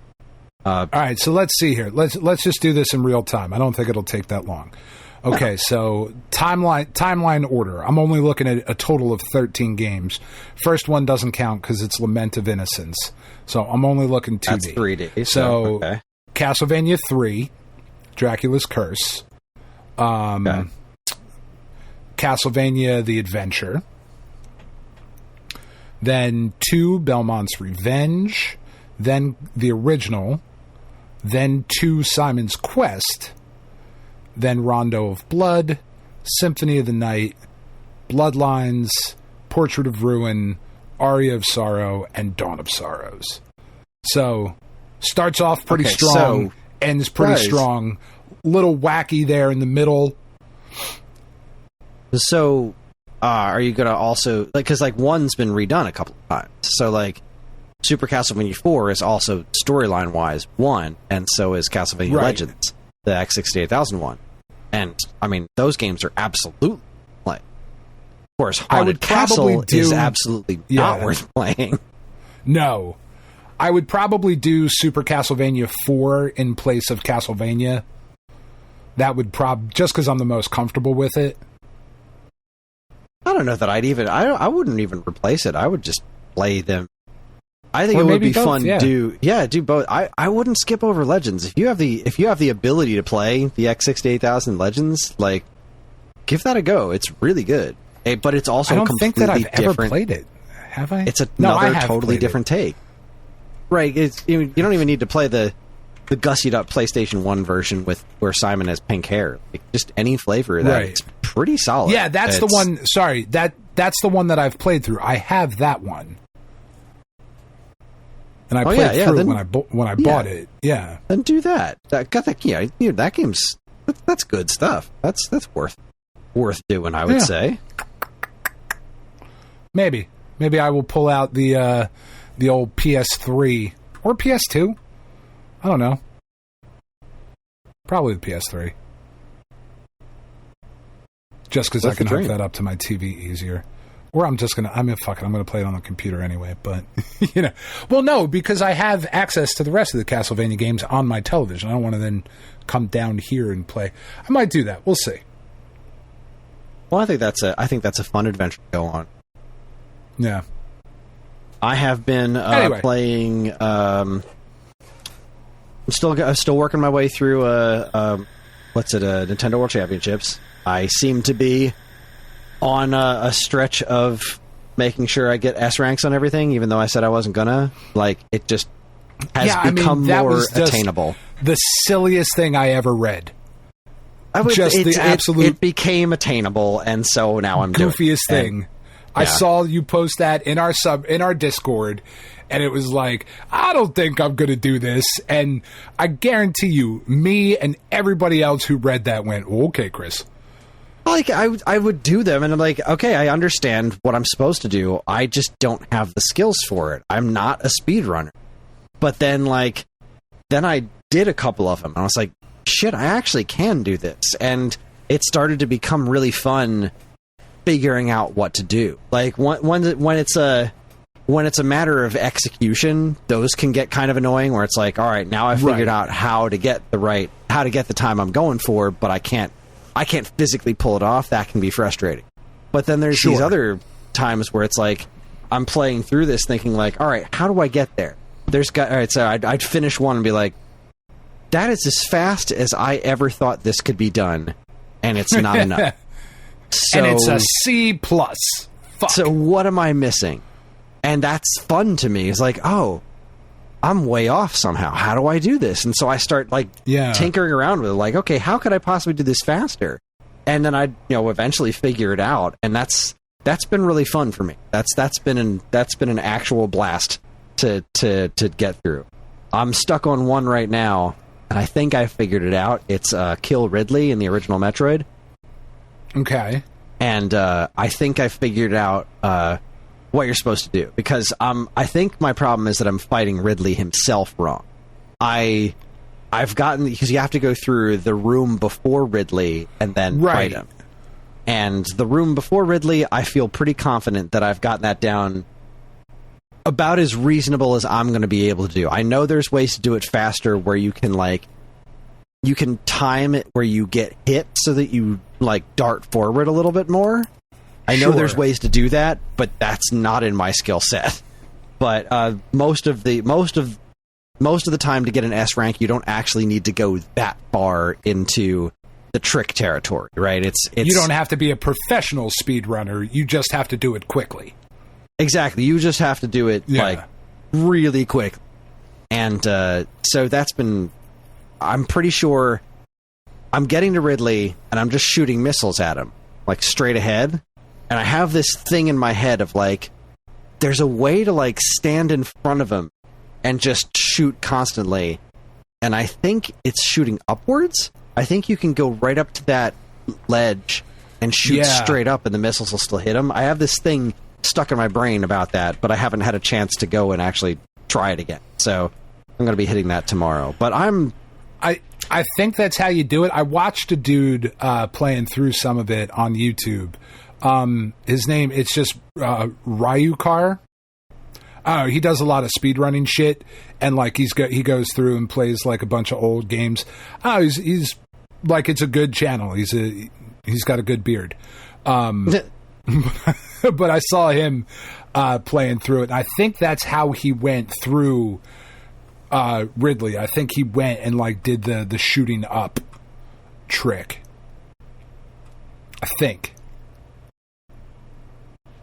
Well, I'm looking forward to trying it. I am very much enjoying the game. I'm still not sure where I'm going to land as far as actually rating it, because there's a lot of missed opportunity. There's a lot of good stuff, and they could start splatooning this tomorrow. Just be like, all right, we're adding 5 new games or 5 new challenges. It's there is a lot more they could do with this, and it does seem to be overall less content than were in the NES Remix games. This is, in some ways, a step back from NES Remix. I think this is a better brand. This whole Nintendo World Championships idea is really, really clever. I miss the weird remix kind of stuff, but if you're going to continue this onto like Super Nintendo and N64, you can remix NES games super easily. But when you want to start doing that weird shit to later generations, I feel like that's going to become a lot more difficult. So just sticking to the games themselves, at least I understand that if you're going to start doing other platforms. But there's a lot of stuff still on the table with this, especially if they can find a way to get any third-party action. Even just the stuff that's on NSO. Like, if we could get Ninja Gaiden 1, or Mighty Bomb Jack, or Blaster Master, throw some more of that stuff in there, if it's possible. This seems like this has a lot of potential to go somewhere. That's really fun. But as it stands right now, really the biggest question mark for me is how well is multiplayer going to work? Right. Ellie had a friend over this week, and they were going to watch a movie. And before they watched the movie, I was like, can I ask you guys to try a game out? So it was Ellie and her friend, who was like a year or two older than her. And neither of them have any experience, really any experience playing NES games. Not that Ellie has no experience playing NES games. She is my daughter. Sure. But it's just not her bag. But not to the level.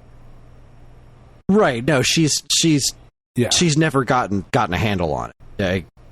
Playing video games in general has never really been her strong suit. So that's why I liked Princess Peach. She liked Princess Peach so much because it was a game that was so tailored to her ability. That was really cool. So I was very curious what those two kids would make of this, especially her friend Gwen, because she has no nostalgia for this stuff, right? And Ellie doesn't have any nostalgia for this stuff either. She's a kid. Sure. She's not old enough to have nostalgia yet. So what were they going to make of these games? These silly little challenges and little snippets for these old-ass games. I was shocked at how much fun those kids were having. Genuinely shocked. They were having an absolute blast with this game. They wouldn't stop playing it. They were at it for like an hour. It's like, holy crap, they want to keep playing these challenges. This is ridiculous. But then I jumped in for a round just to kind of see what would happen. And exactly what I thought would happen happened. There's no handicap in this game.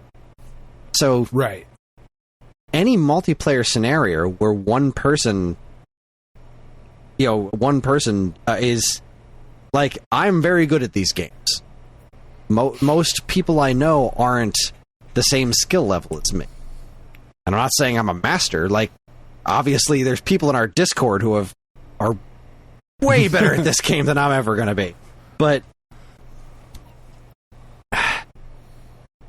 so I really want to see how this is going to work in a party setting. I'm going to have 8 friends over, and I'm going to get in on 1 or 2 rounds, and then I'm going to have everybody else play and just watch them and see what kind of fun it is. Because I'm pretty sure, based on what I saw with these kids, if you're playing this game in a setting where everybody's at the same skill level, it's great.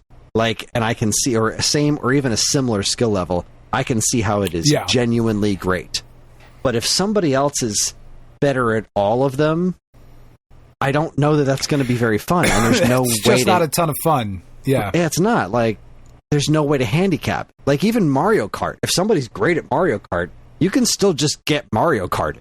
Like, there's nothing you can do. Still when, get like, blue 6 people shelled get and then lightning red bolts shelled and blue shells. Yeah, and then and you're like, fuck, dude. It's an equalizer, and it's like this. It's like the dumb stars in Mario Party. Like, yeah, you can be great at this game, but at the end of the day, there's equalizers out there, and yes, it can be frustrating, but it's also what makes the game feel more fair when you're playing in different settings. So, but if you have to kill Ridley in under 33 seconds or whatever it is, you can't handicap that. You can't. You just can't. So I don't know how they would. I don't even know. I don't know how to fault the game for it, even per se, because how do you handicap something like that? Like, it's you don't. But that's not what the game is.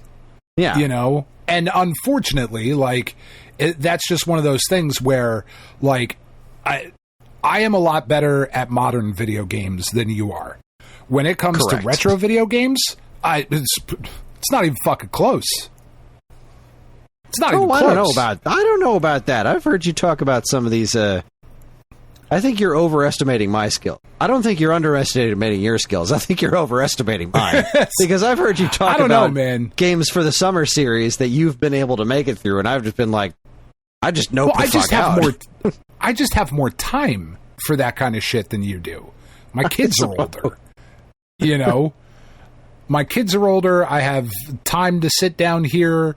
You know, like I just have time for it. So you know, like look at. I also start these things earlier than you do. You know, like look at Ninja Gaiden last week.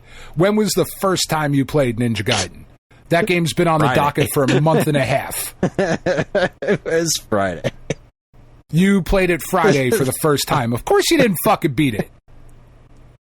Of course you didn't. I got like halfway through, but there was no, even if I had started playing it a month ago, I was absolutely not going to spend my time beating that ice level. No fucking way. Well, it really wasn't that bad. It really wasn't. Especially with like unlimited continues and you know and all of that shit. Like so much of what I'm able to accomplish on retro video games now is because I play them emulated. Like I'm not pretending that I'm better at this shit than I am.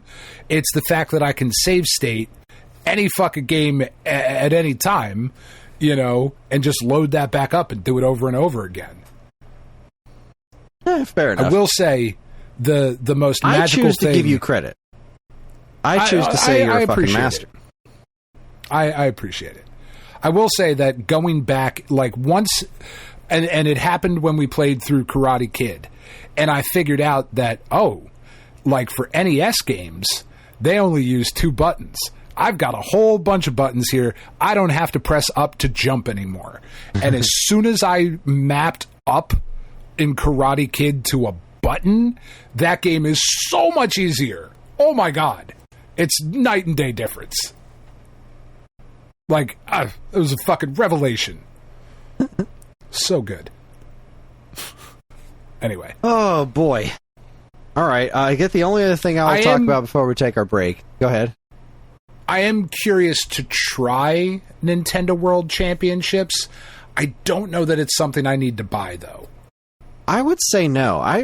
And that's where I'm getting kind of hung up. I feel like this isn't a game most people should buy. This is something that probably shouldn't even be a product.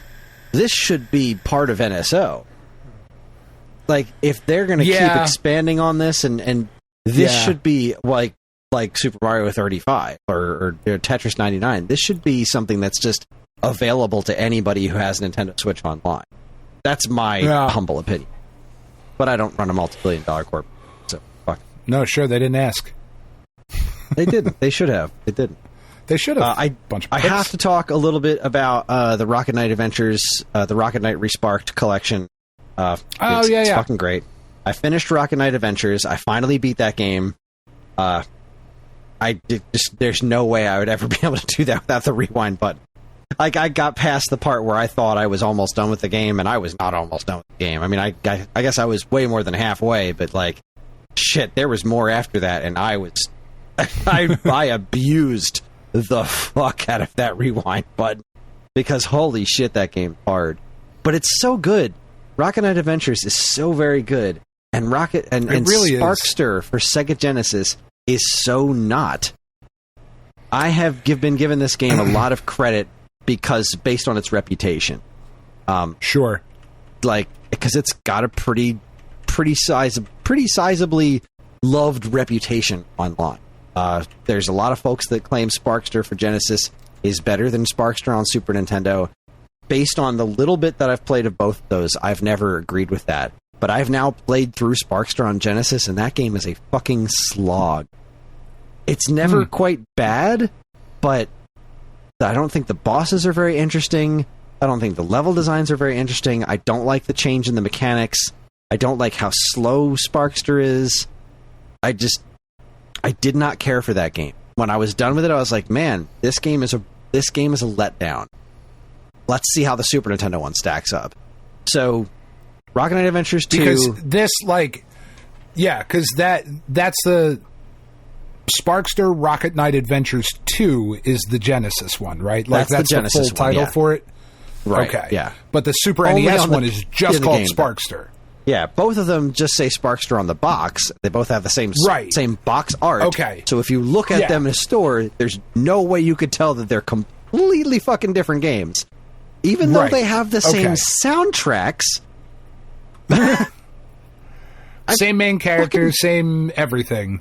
Same everything, Completely totally different different. levels, different mechanics, and like the music plays in a different order. It's such a bizarre experience. But anyway. Yeah, that's really weird.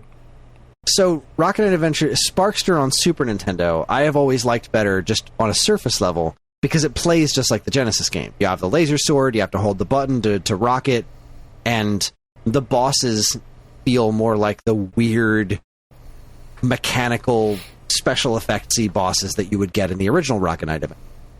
I'm now about halfway through the Super Nintendo game, and I am enjoying it so much more than the Genesis game, but still nowhere near as much as the first Genesis Rocket Knight Adventures, because I think the way I would put it is the camera's a problem.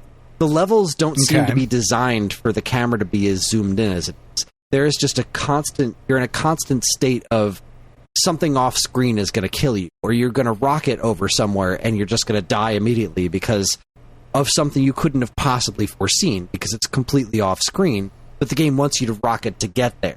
Like, the level design is a big problem in this game. But like Rocket Knight Adventures 1, it's got enough charm to make up for it. Like, the actual mechanics of playing the game are more fun than Sparkster to me personally. So it's keeping me engaged more, especially since I have a rewind button. Right. So I'll get to somewhere and I'll do that rocket being like, nope, that's not how you do it. And I'll try again, like, that's how you do it. And so now I know it. Now I can learn to play this stage properly and get through it without dying and make it to the next weird-ass robotic boss. And again, it's very good, but it just can't live up to the crazy creativity of that first game. Like, there's so many bosses in that game. They're so crazy memorable and really, really clever, and all these wonderful visual effects and that soundtrack, it all works out so great. And I would definitely say and it's all downhill from there. Yeah, the second one, I think, is a worthy follow-up to the Super Nintendo game. It just needed a little bit more time in the oven as far as, like, how do we make this more playable? Like, not as punishing in a cheap way. If they could have just fixed that one aspect of it, that would be such a great follow-up. And at least Sparkster on Genesis, I understand why they went the route that they did, right? It's an interesting evolution of the gameplay, but I think it changes it too much so that it no longer feels like the same kind of game. And honestly, the biggest gripe I have with both of them is the way he swings his sword, right? Because, like, you remember going from Zelda 1, where you just stab forward, to A Link to the Past, where he swings his sword in an arc. That changes combat completely. Yeah. Because you can hit from all these different angles. Yeah. Oh, so very much for the better. In Rocket Knight Adventures, he has an arc, and in both Sparkster games, he stabs. So, like, enemies will come barreling at you off screen. You have to react super quick, and in the Rocket Knight Adventures, that's okay. Because if all you got to do is react enough to press the button. You don't have to reposition yourself. You just have to react in time to press the button so you can swing a sword in an arc and attack whatever's coming at you from whatever angle's in front of you. Doesn't matter the angle. But in the Sparkster games, you have the same amount of time to react, but you have to reposition yourself in order for your sword to do anything. Because if they're coming at you from an angle above you, swinging your sword's not going to be enough. Because you're just stabbing forward. It's those little details that they didn't put the thought into that hold both of these games back astronomically. But there's a lot of good in both of them, for sure. But that original Genesis game, it's a freaking masterpiece. I do wish it was a little bit more accessible as far as difficulty goes. And the Super Nintendo version that's in this collection... They are all really hard games. They are. They're stupid. They're like Konami hard. They're classic Konami hard. They are.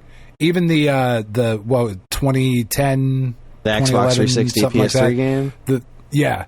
I don't like that game very much. I don't like it either. And it is really fucking hard. Yeah, I don't care for that game. I kind of wished I did, but it was really the art direction on that one that holds that one back for me. Yeah, I don't like it.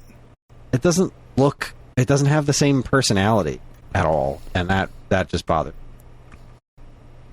But alas. He's such a cool-looking little character.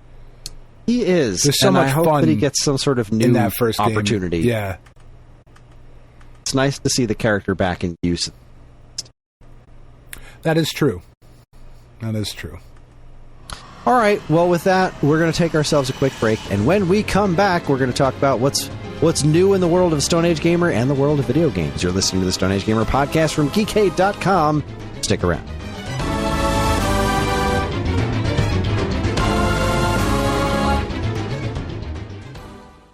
And now here's a quick look at what's new from us and our partners at geekade.com. First up, on this month's episode of this week's episode, it's time for some elemental battles. Yes, it was Angie's pick, and she chose the live-action Avatar series from Netflix. How much better was this show than the putrid dumpster fire that was M. Night Shyamalan's movie adaptation? What did Kris think of The Acolyte? Why should you be watching We Are Lady Parts? Find out in this week's episode 279, Big Ol' Mountain of Stupid. That's a good title. I like it. Next, do you like power tools? Sure you do. I love them. But do you like games about people who like power tools? Of course you do. But do you like games about sitcoms about people who like power tools? Well, that might be a bridge too far. Or is it? It is. On an all-new Super NES podcast, Greg and Joe tackle the Super NES classic Home Improvement starring 16 bits of Tim the Toolman Taylor fighting velociraptors with nail guns or something. Is this box of nonsense worth tracking down today? Learn all about it in the SNES podcast episode 238, Home Improvement. That is a real game that exists. No, I know. He's just problematic and makes me sad. I liked that show. Anyway, I liked that show too. He's the just mom not a good apparently person. really doesn't get along with him too, right? Like, because she's not a right-wing nut job. Yeah, he definitely is. Yeah. It's a shame. Anyway. Fine. It was so good. It was so funny. I mean, I'll just walk around going, You get all confused, like, like that. It was fucking great. Yeah, it's fine. The Santa Claus? That movie's fucking outstanding. I've never seen it. He's really? Yeah. It's great. He's great. Toy Story? Toy Story. Yeah. You know, his delivery in Toy Story is fantastic. But he's a cunt. Finally,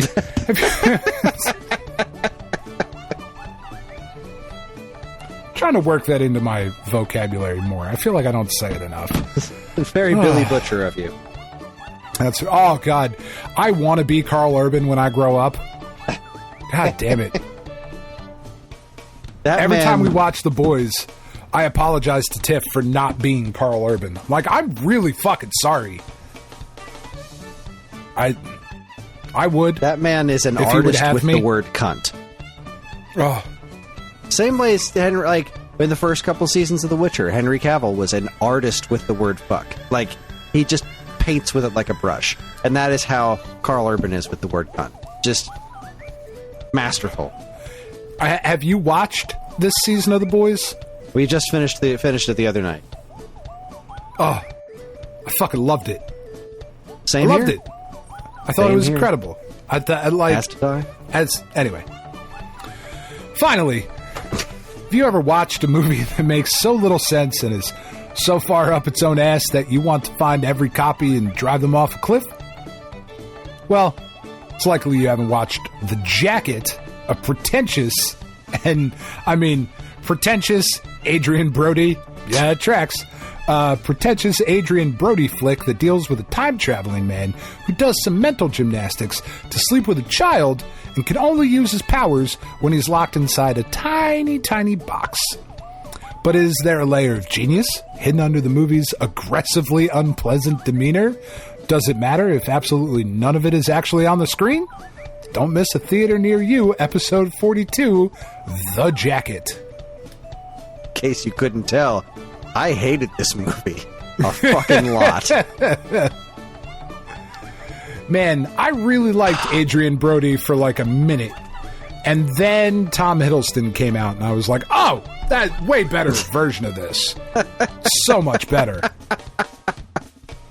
Oh, For all okay. this and more from us and our partners, be sure to keep your eyes on TomHiddleston.com. I see what we're doing. Okay.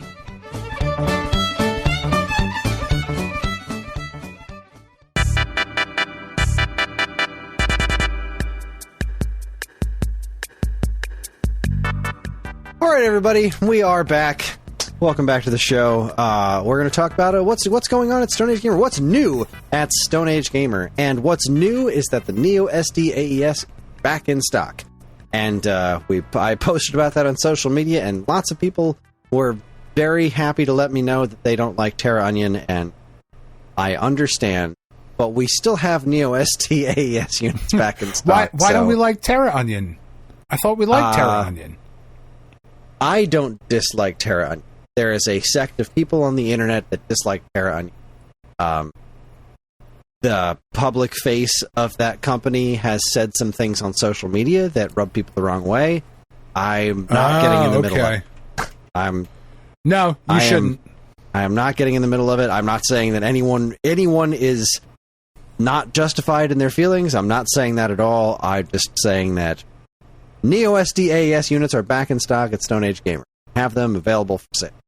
Also, the Retro Time DC Blue Retro adapters are available now. Those are the Bluetooth adapters for the Dreamcast, which are really cool. Get them while they're hot. And also, I believe Trogtech got in some demo units, like the N64 shells that have been on Kickstarter for like years now, and it's just been this painfully slow process.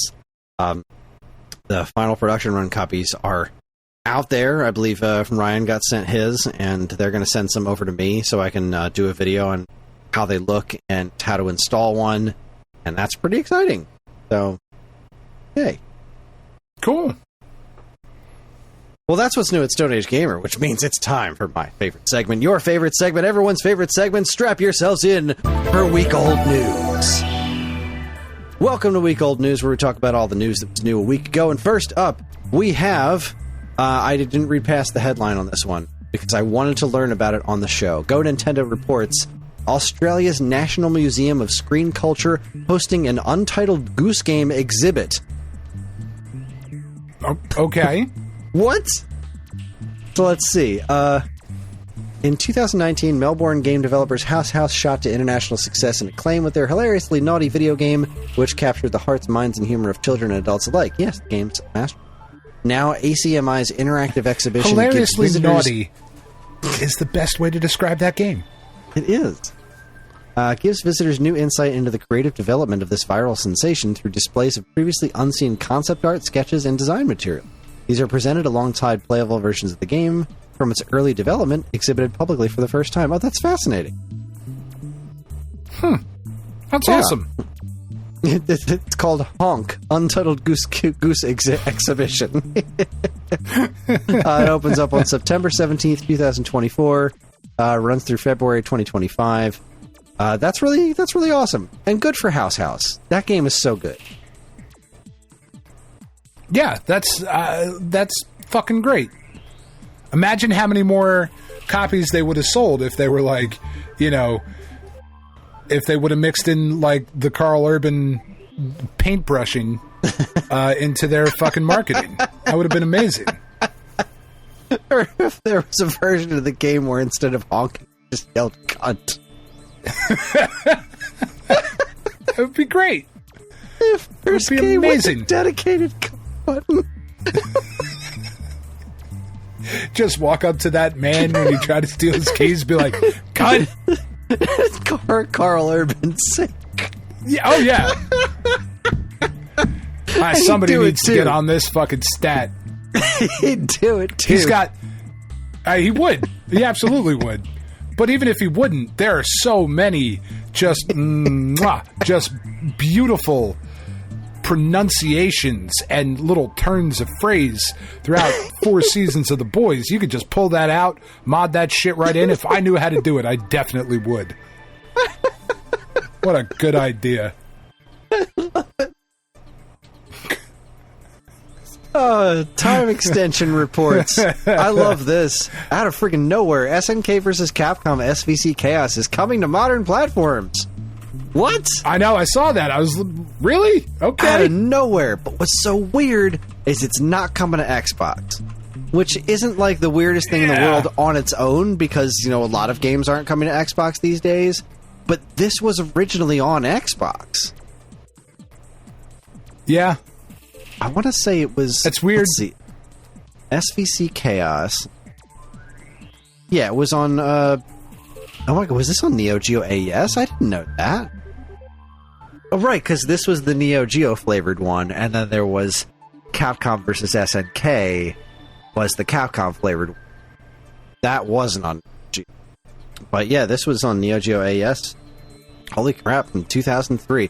Isn't that wild that they were still making Neo Geo games in 2003? It really is. So that crazy. platform just looks so good, though. It does. Like Neo Geo games, is so cool. Like they still look really good. I really liked this game, and this was PS. That's right. This didn't come out on PS2 in North America at all. This was only on Xbox in North America. It came out on PS2 in Japan and Europe, but there was no PlayStation North America. This was exclusively on Xbox in the United States.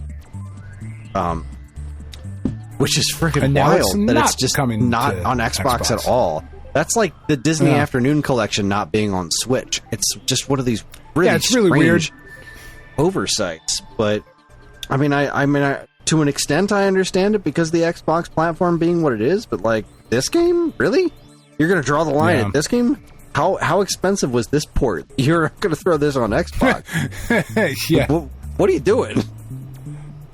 No, but what a great bizarre fighting game this is. Like, I love the character selection in this game. I'm not very good at it, but I'm definitely going to pick this one up when it goes on sale. Like, I have a physical copy on Xbox, so I don't need to get a new physical copy. I'm definitely going to pick this up once it goes on sale. It's only $20, but knowing how little actual playtime I'm going to get out of it, and that it's definitely going to go on sale at some point, I'm just going to kind of hold off for that. But I'm absolutely picking this up again on Switch. Like, I'm absolutely going to pick this up again. This has the GBA 0 in it. Let's see. It's got the 0, but specifically from the Mega Man 0 games. So it's that unique design.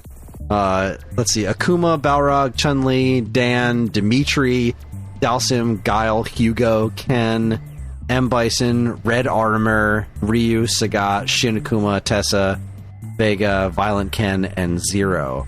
What was it? Red Armor. Yeah, it's a great lineup. It's Red Armor, and I think one of the other characters was an unlock. But there was 2 unlockables that are just straight up unlocked out of the gate on this one. So that's really cool. The SNK side is Athena, Choi, Earthquake, Geese, Genjuro, Gonitz? I don't know that character. Honky Ninata Mr. Karate? Okay. Iori, Kasumi, Kim, Kyo, My Mars People? That's from Metal Slug. Okay. Mr. Karate, Orochiori, Ryo, Shinky, and Terry Bogard. Oh my god, did you see Terry Bogard in Street Fighter 6? Yes. What did they do to his face? I think it's cool.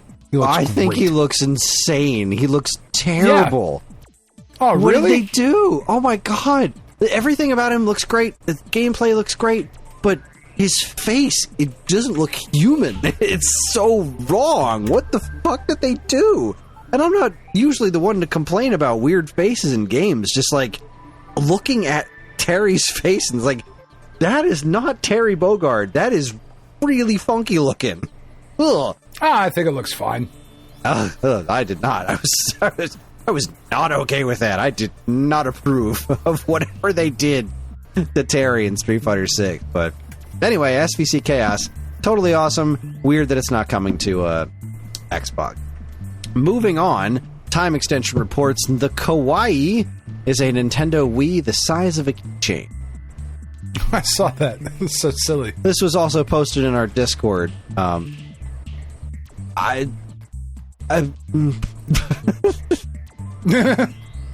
don't even know where to begin. Like, I don't know what to make of this. This is sheer insanity. Yeah, sure. Why? Why did you do that? CNC'd, anodized, laser marked, and passively cooled.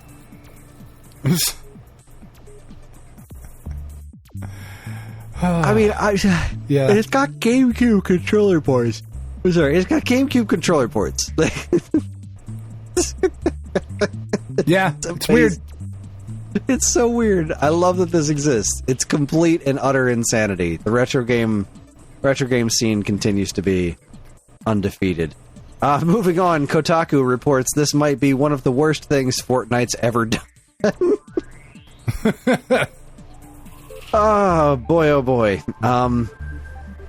Fortnite's next crossover isn't with a cool new movie or a beloved comic book franchise. No, instead Epic is adding Tesla's silly and ugly Cybertruck to the F2P game in a move that might be one of the worst and cringiest things yet. It's it's pretty fucking cringy. Like, that's not a word I use very often. But it does make me want to cringe. It does. It's a very cunty move, I think. However, I have a follow-up story. Okay. IGN reports Fortnite players band together to pick on in-game Tesla Cybertrucks. Quote, destroy on sight. That's pretty great. Yeah, so if you're a big enough knob to have bought a digital Cybertruck and playing in Fortnite, you're basically a moving target. Love. That's pretty outstanding. Yeah. It's just the worst looking thing ever. It is a terrible looking vehicle. I still have not seen one in person. Oh, I have. I know you have. Karen just saw one in person the other day too, and it's like, I know we had a conversation earlier about like not speaking with authority on things that are matters of opinion. Like, I know we did have that conversation. I just don't feel like this applies. That thing is fucking hideous. Because I like Teslas. I don't like Elon Musk. I don't like that he bought Tesla. You know, like he is not the genius behind Tesla. He bought Tesla, right? Like, okay. I like the Tesla car. The Cybertruck is Elon Musk being like, make me this fucking truck. No. Why? It's the Homer Simpson car. It really is. The car of the future. Fuck off, dude. That's crazy. Anyways, IGN reports Warner Brothers Games officially acquires the developer of Multiverse. What could possibly go wrong? That's cool. What could possibly go wrong? Stop buying companies. Why is every company for sale? Stop it. Well, I don't know. Fish gotta swim, birds gotta eat, you know. They're adding Samurai Jack and Beetlejuice to the game, I think. Yeah, Samurai Jack looks cool. I'm still not going to play it, because I just don't like those styles of games. I didn't like it when Nintendo did it. I didn't like it when PlayStation did it, and it's worked out pretty well for me so far. So I'm not going to do this one either. I like Smash because I think it's fun. I have not liked any of the non-Smash, though. Anyways, Go Nintendo reports Nintendo strikes Team Jackpot's win at the 2024 Splatoon 3 World Championships due to community guideline violations. So, the team that won, let's see, the team that won was called Team Jackpot, And it seems that they did... Let's see. Nintendo has made a major announcement concerning the 2024 Splatoon 3 World Championships.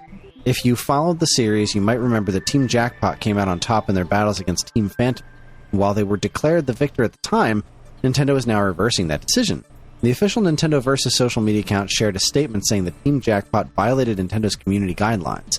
As such, the win will be stricken from the record and the Splatoon 3 in-game banner will be yanked in a future update. And last but not least, Team Jackpot will no longer receive their trophies.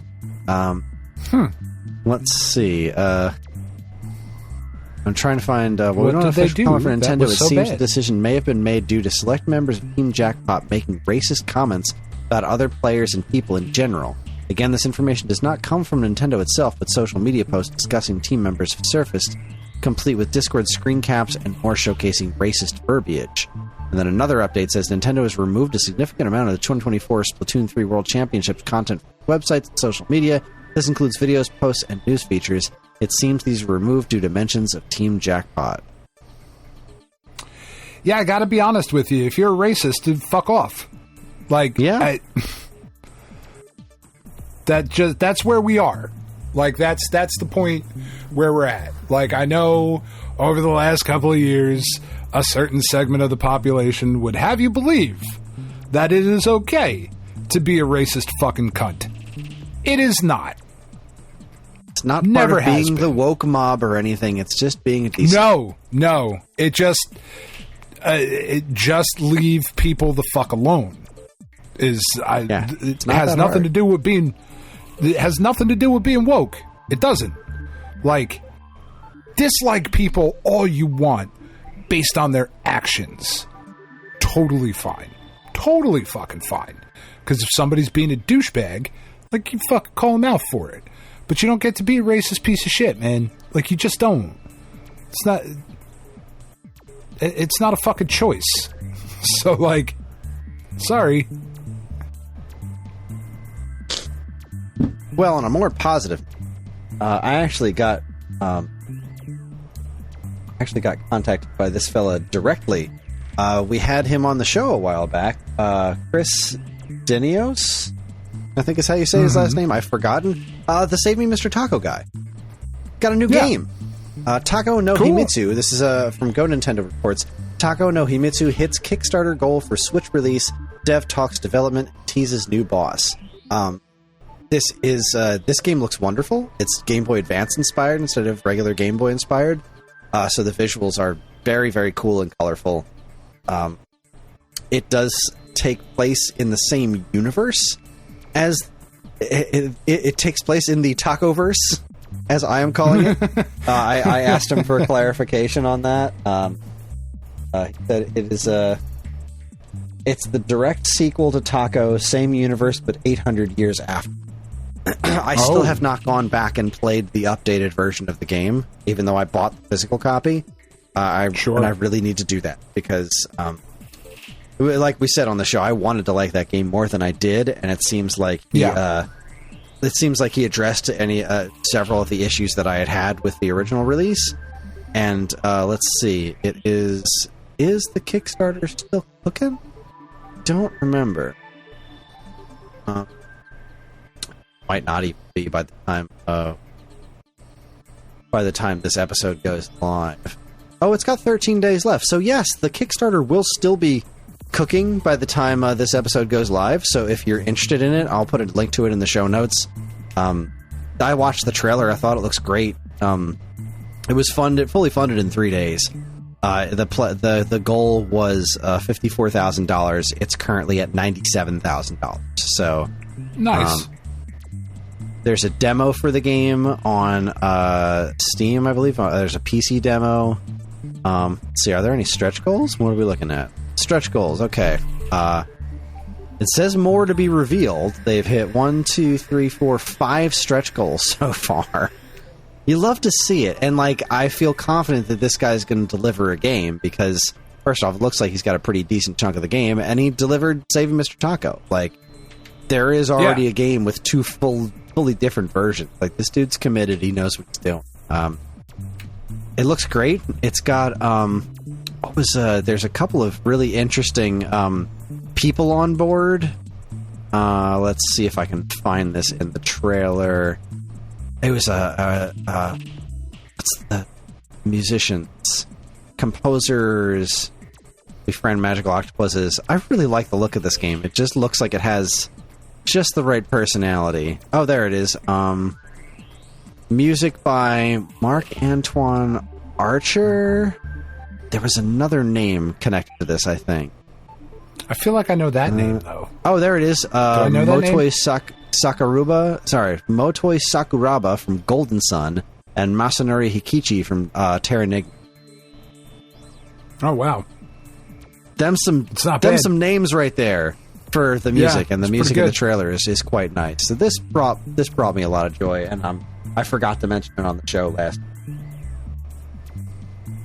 But yeah, Kris reached out to me last week about it. I was like, this looks amazing. I didn't know this thing. Thank you for sharing. And now I've shared it with all of you. So if anyone is interested in GBA-inspired RPG-like things about talking octopuses, this is your game. This is for you. All right, next story. Go Nintendo reports. And I knew about the first chunk of this. I did not know about the second part of it. All right, first headline. Nintendo controller button collection keychains cause huge lines. I knew about that. Did you hear about this? Yeah, I saw that. Yeah. Yeah. The second part of this headline blew my mind. Can be used for actual controller replacement parts. I had no idea that these are functional controller replacement parts. That's nuts. What a cool thing. These look great. That's I'd awesome. never spend the money on them. Like, I can't see myself doing that, but the fact that they're functioning controller replacement parts, that's really cool. That is really cool and really odd. Like, that's a weird... Yeah, like, it's a why weird choice. do you want a loose N64 analog stick in your pocket? Why I don't do you know. want that? But you could have it. You could. I like so there's like the Super Nintendo, Super Famicom, N64 buttons, N64 analog, GameCube buttons, GameCube right C-stick, and then there are these 3-part an NES controller and a Famicom controller, like split into 3 parts. So one's the D-pad, one's the start select, one's the DNA. They're really neat. What a strange thing that was causing lines of people to wait in front of these machines to try to get them. Lines out the door. Out the door. Banana. Yeah, it's wild. All right, next up, IGN reports Mario plus Rabbids chief Davide Soliani leaves Ubisoft after 25 years. Good for him! Yeah. Apparently those Mario plus Rabbids games are really cool. I couldn't get into the first one. It's not my style of game. But you can tell there's a lot of heart in them. And I don't like Ubisoft. So the more talent that leaves that company, the better. Yeah, I would agree with that. I don't know what he's moving on to next, and but I hope it's interesting. I hope he winds up landing somewhere that brings him as much joy as he got when he saw like Miyamoto talking about his game at E3. That was very cool. Okay, Kotaku reports CrowdStrike says sorry for breaking everything with $10 Uber Eats. That's awesome. Oh, boy. All right, let's see. Last week, the world reacted as 8.5 million computers crashed to blue screen, grounding flights, crippling hospitals, and bringing down 911 services. This week, the world is reacting to the company responsible, CrowdStrike, offering its staff and the companies it works with a $10 Uber Eats voucher as a way of apology for all their extra work over the weekend. I mean, what did you expect from them? Like, shit happens. I kind of feel It's not bad. I kind of feel like they would have been better off offering nothing. Like, I don't know, $10 on Uber Eats, that gets you like a Coke. yeah, cup of coffee. No, it's not. I don't think so. The BBC spotted a LinkedIn comment by one IT manager who says he works with CrowdStrike. Quote, I received an email regarding the recent incident, posted to the networking site, adding, The gesture of a cup of coffee or Uber Eats credit as an apology doesn't seem to make up for the tens of thousands lost in man hours and customer trust due to the July 19th incident. Yeah. I mean, but what, like, realistically, what do you want them to do? That is the question. I don't know what the correct response is. Like I don't know, because I don't know how. Everybody on Friday, because we're going to wheel in the AV cart, and we're going to put on a movie that's G-rated, because we're going to put on The Land Before Time, and we're going to get really thin slices of pizza. You ungrateful fucks. That's the problem. That's what it feels like. I know how annoying it is to have to, like, for some reason, my one aunt will not switch over from her fucking shitty Android phone. I'm not saying Android Mafia, stop. I can hear you breathing already. Stop it. I'm not saying all Android phones are shitty. All Android phones are shitty. She has a really shitty Android phone, and she has a really shitty Android watch, and they just don't fucking work together. They don't. They forget each other exists all the time, and she'll call me. She'll be like, Danny, I need you to come fix my phone and my watch again. I'm like, would you just please? I have the latest model iPhone and the first model Apple Watch. Never been an issue. Never been a problem. I update. It updates. We're good. Like, it's never a fucking... So, like, what the fuck? Where was I even going with this? Oh, so I understand... Sorry. Just blinded by rage. I really am. I fucking hate having to do this, because I have to do it, like, every time I see her, every couple of weeks. I'm like, I fixed it. She's like, no, you didn't. Just stop it. Buy an iPhone. So I get the frustration of having to help one elderly person with their technology. I cannot imagine the frustration IT professionals put up with this past weekend and probably early into the week. I cannot imagine how difficult that must have been. I'm just not sure what anybody would like as a reward for them fucking up. I don't know what the end game is there. You know? I don't either. I got nothing. I'm not even saying necessarily that there shouldn't be one.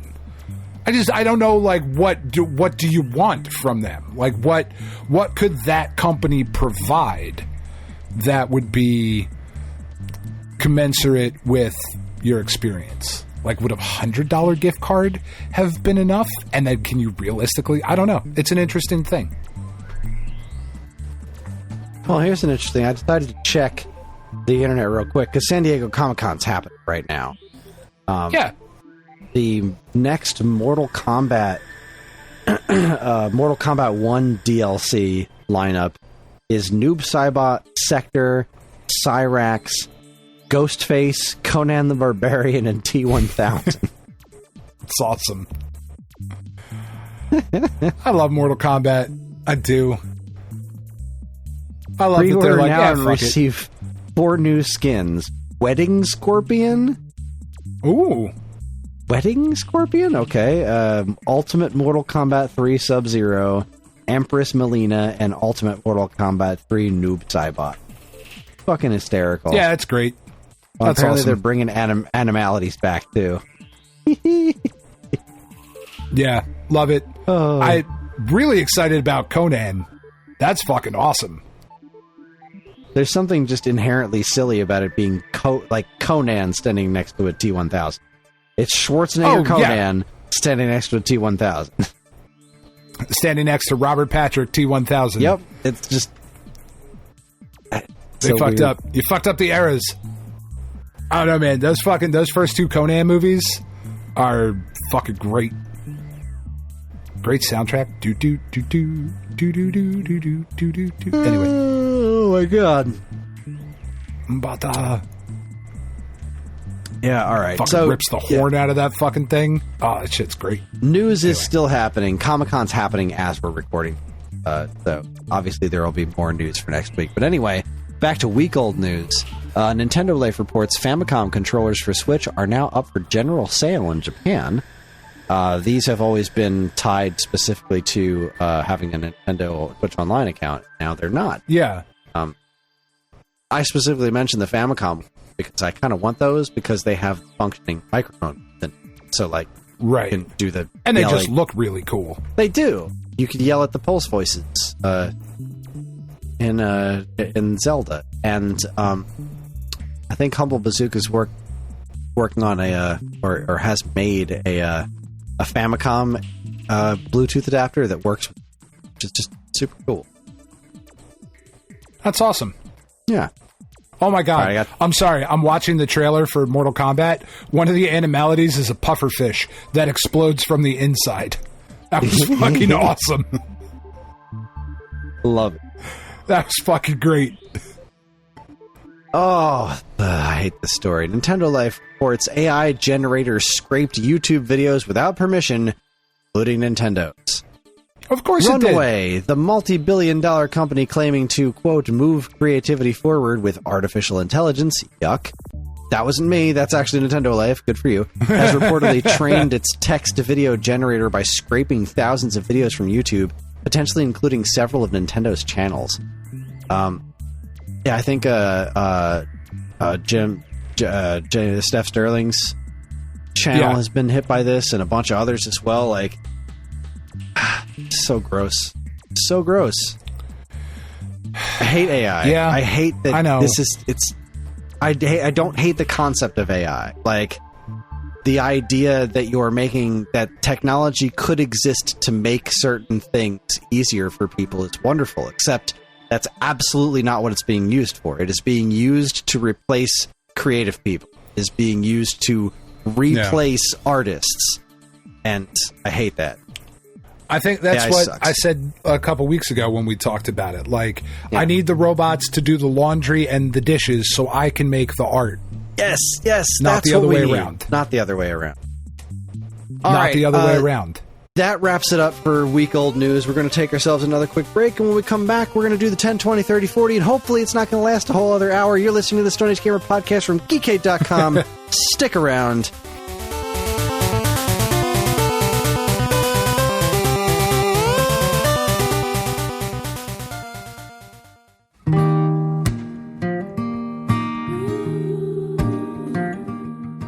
We are Safe at Home, the leading dog rescue in the heart of New Jersey. Are you searching for a loyal companion, a dog that will bring love and joy to your home? Look no further than Safe at Home. At Safe at Home, we believe in giving every dog a second chance. We rescue, rehabilitate, and find loving forever homes for dogs in need, right here in the Garden State.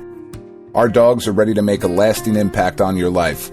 Each one has a unique story, a wagging tail, and an incredible capacity for love. When you adopt from Safe at Home, you're not just gaining a pet, you're becoming a part of our family. Our dedicated team ensures a seamless adoption process, providing ongoing support and guidance. With New Jersey's beautiful parks, beaches, and trails, you and your new furry friend will have endless opportunities for adventures and cherished memories. Safe at Home relies on the support of compassionate individuals like you. Your donations and volunteer work enable us to continue saving lives and finding forever homes for these amazing dogs. Join us in creating a safer, happier community for dogs in New Jersey. Together we can make a difference and give every dog the chance to feel safe at home. Visit our website or call us now to learn about how you can be a part of the Safe at Home mission. Safe at Home, because every dog deserves to be loved and protected. www.safeathomerescue.org.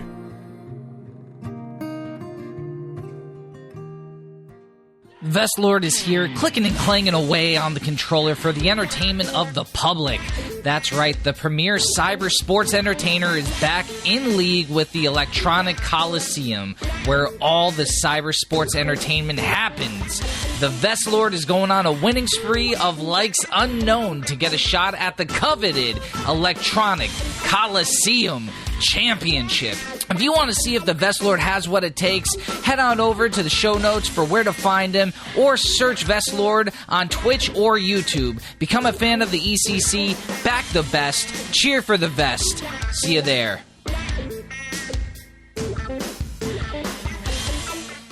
When you hear the words cross-stitch, you probably think of a grandma lovingly making a Christmas stocking, a picture of a lighthouse, or maybe a Bible verse with flowers. But that's not what we do at Shoot the Moon Stitches. We take the old-fashioned art of cross-stitch and pair it with contemporary themes and imagery to create striking works of art that make the perfect gift for anyone who grew up with the internet and has a wicked sense of humor and an appreciation for pop culture. From cult favorite TV shows and movies, to retro video games, to TikTok trends. If it's made you smile, chances are we've stitched it. You can shop our selection of art and gifts by going to Etsy.com and searching Shoot the Moon Stitches. For all your fun, feminist, fandom fiber art needs, visit Shoot the Moon Stitches. Do you enjoy the Stone Age Gamer podcast and other shows on the Geekade Podcast Network? Do you wish you could listen to them sooner than the regular unwashed masses? Do you wish you could contribute in some way? Well, then you should check out the Geekade Patreon. Yes, the Geekade Patreon is a wonderful and very much appreciated way for you to help us pay the bills and keep our shows running week after week. As a Geekade patron, you'll get a monthly podcast topic schedule and early access to nearly every show on the Geekade Podcast Network, as well as access to a patron-exclusive monthly show called DC's Amazing Movie Time from the creators of the Weekend Rental podcast. So head on over to patreon.com/Geekade and become a loved and appreciated member of the Geekade Patreon team and get early access to shows like the Stone Age Gamer podcast, this week's episode, Turning Tracks, and a whole lot more. See you there.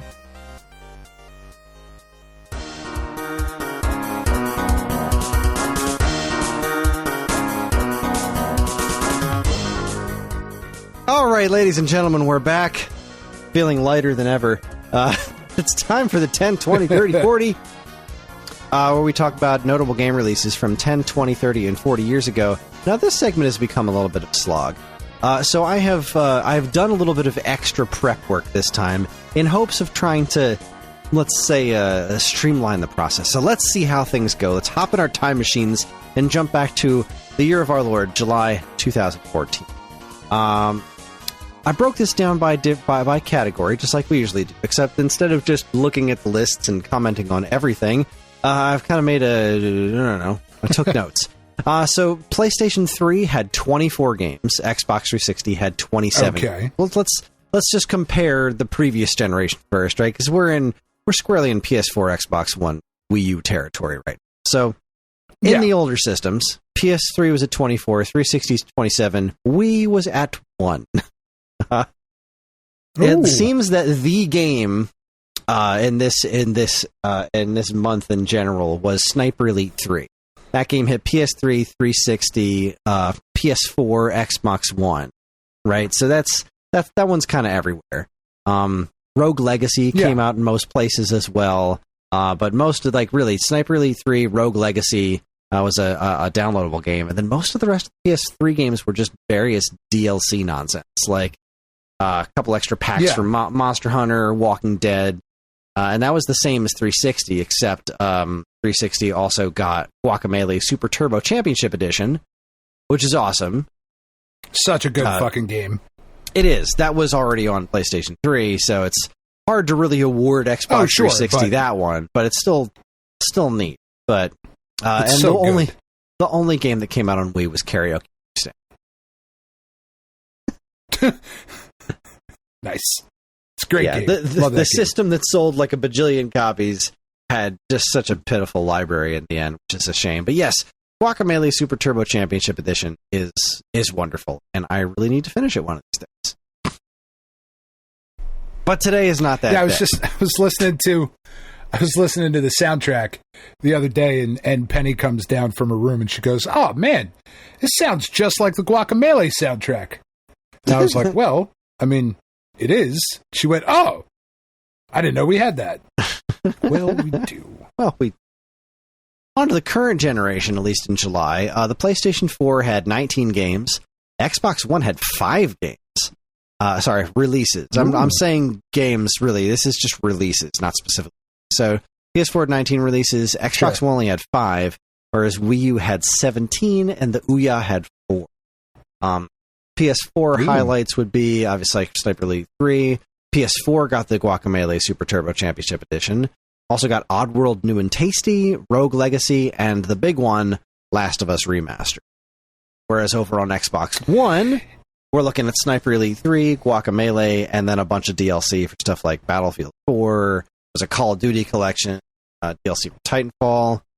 The Wii U also got Guacamelee, an eShop game called Armillo, and then just the rest of it was complete eShop nonsense. And the Ouya had Nightmare Tower, Left to Die, So Many Me, and Toto Temple Deluxe. I don't know shit about any of those games.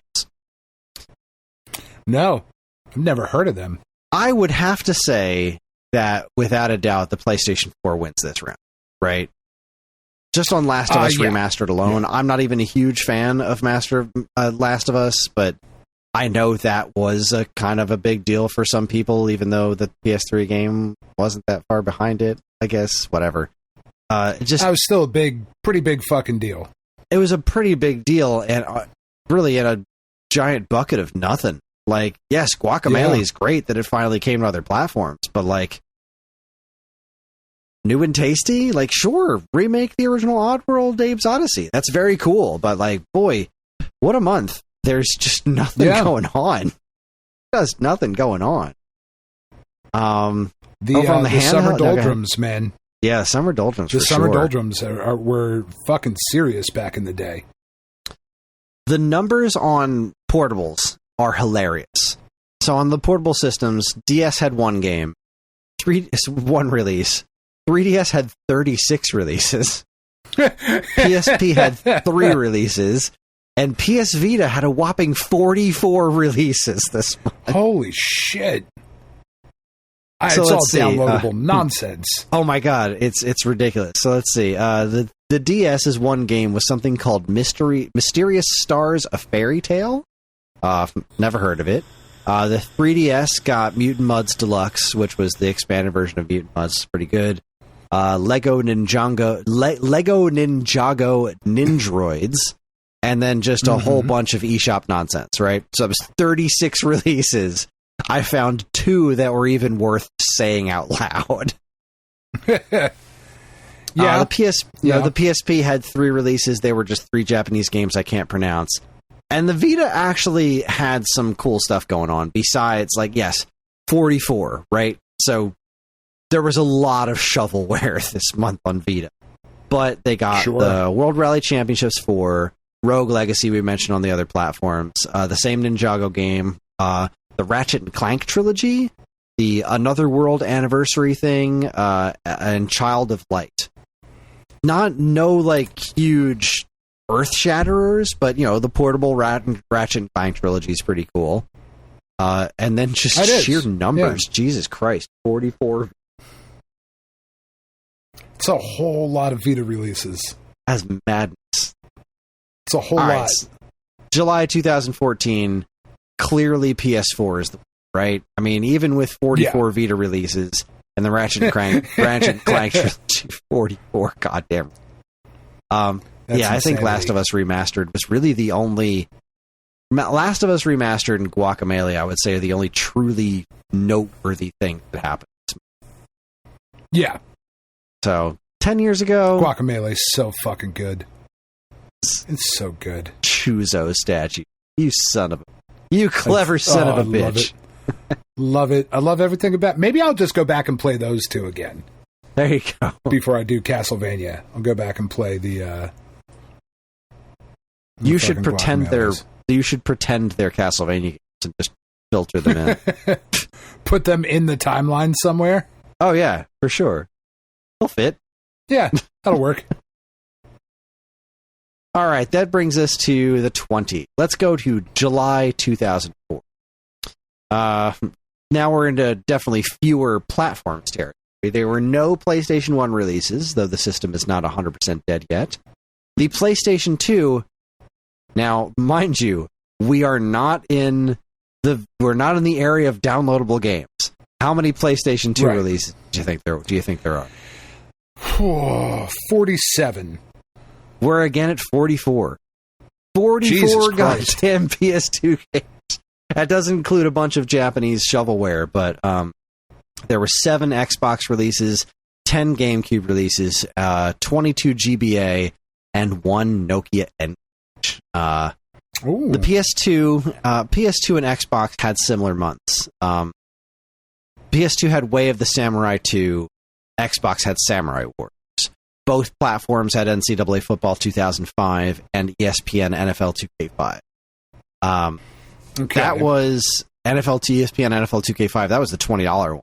This was the year that NFL 2K took Madden head on and kicked the shit out of them, which started the downfall of sports games because EA was just like, well, fuck you, we have more money, so we're buying football. Doesn't matter if your game's better, you can't make them anymore. Nothing you can fucking do about it. Absolutely hate this part of video game history. But also, on just about every platform, the Catwoman game, based on the classic Halle Berry movie, hit PS2, Xbox, GameCube, and Game Boy Advance. I mean, never played it, but I'm sure it's a masterpiece. I'm sure it's great. Yeah.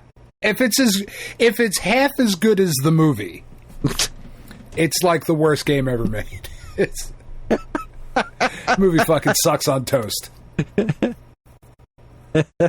Halle Berry, I'm going to go ahead and say it. I don't care for her as an actress. Can't say that I do either. I've never seen anything. I haven't seen her in a lot of stuff.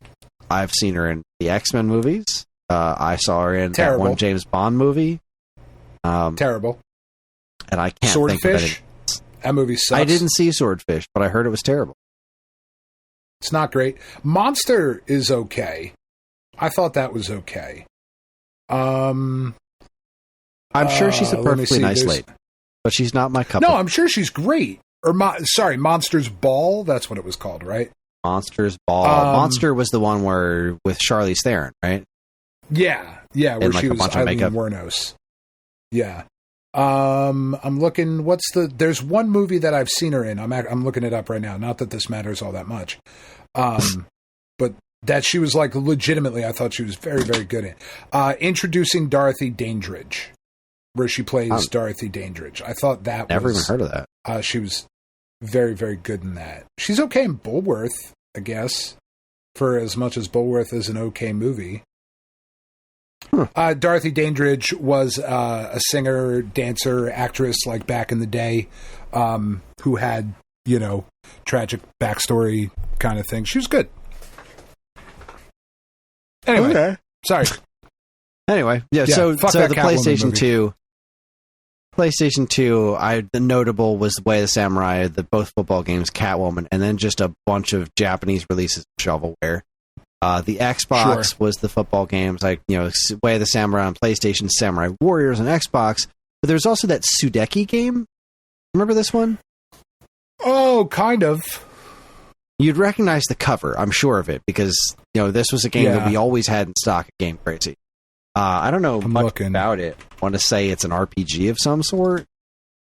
Yeah, that looks familiar. I remember this cover extremely well, but game itself. I was not a fan of this particular art style that a lot of games seemed to have back then, and that Ubisoft still seems to have. Yeah, it's this game never did anything for me. I remember it selling well, but I also remember it almost always getting traded back in. Like, I don't think anybody kept this game. I mean, GameCube, you put a sexy hot chick on the cover with big old titties. I mean, you're probably going to sell a decent amount of copies. At least a handful. That's not hard. Yeah. All right. I have to look up what this game actually is, because I know it is worth a fuckload of money. Okay. GameCube had an interesting month. So GameCube had, where'd my notes go? There they go. All right. We'll start off with Pokemon Box. This was something related to Ruby and Sapphire, and I've never understood what this is, and I will always kick myself for not buying it when we had a copy in my store, because it goes for like stupid money on the aftermarket now. But I don't know what it is. Like I don't think it's a game. I think it's just like it's some sort of software management thing. Is it like a way to transfer Pokemon between devices? Isn't that what it was? Let's see. Product information. It's a breeze to organize your Pokemon collection with the Pokemon Box Ruby and Sapphire. Built to work with the Japanese edition of the GameCube, this game lets you transfer your existing Pokemon from your handheld Game Boy Advance to your GameCube, where you can manage your collection with ease. And just connect the cable to your Game Boy, send the data across. Okay, so yeah, it's just a Pokemon management system. Yeah. And it goes for thousands of dollars. Just the North American one. Like the other countries' ones are relatively, like, not terribly uncommon, but there's one a complete in box copy listed on eBay right now for $7,700. Wow, that's a lot of doll hairs. That is way too much for anything. as the kids say. That's bananas. But in addition to Catwoman also being on GameCube, GameCube saw Puyo Pop Fever, which is a pretty solid puzzle game. It finally got their port of Splinter Cell Pandora Tomorrow, and got Tales of Symphonia. That's not bad. That's not bad at all. It's a pretty solid month for GameCube owners there. Good job. And then the rest of it was, there was 10 releases total. That was 1, 2, 3, 4, 5 solid ones. So then 5 were just some random nonsense.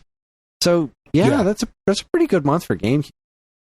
Game Boy Advance had Hamtaro Ham Games, Puyo Pop Fever, Catwoman, 2 GBA video releases. I want to say it was like Yu-Gi-Oh! And a couple episodes of Yu-Gi-Oh! And Shrek, and then just a bunch of Japan shovelware.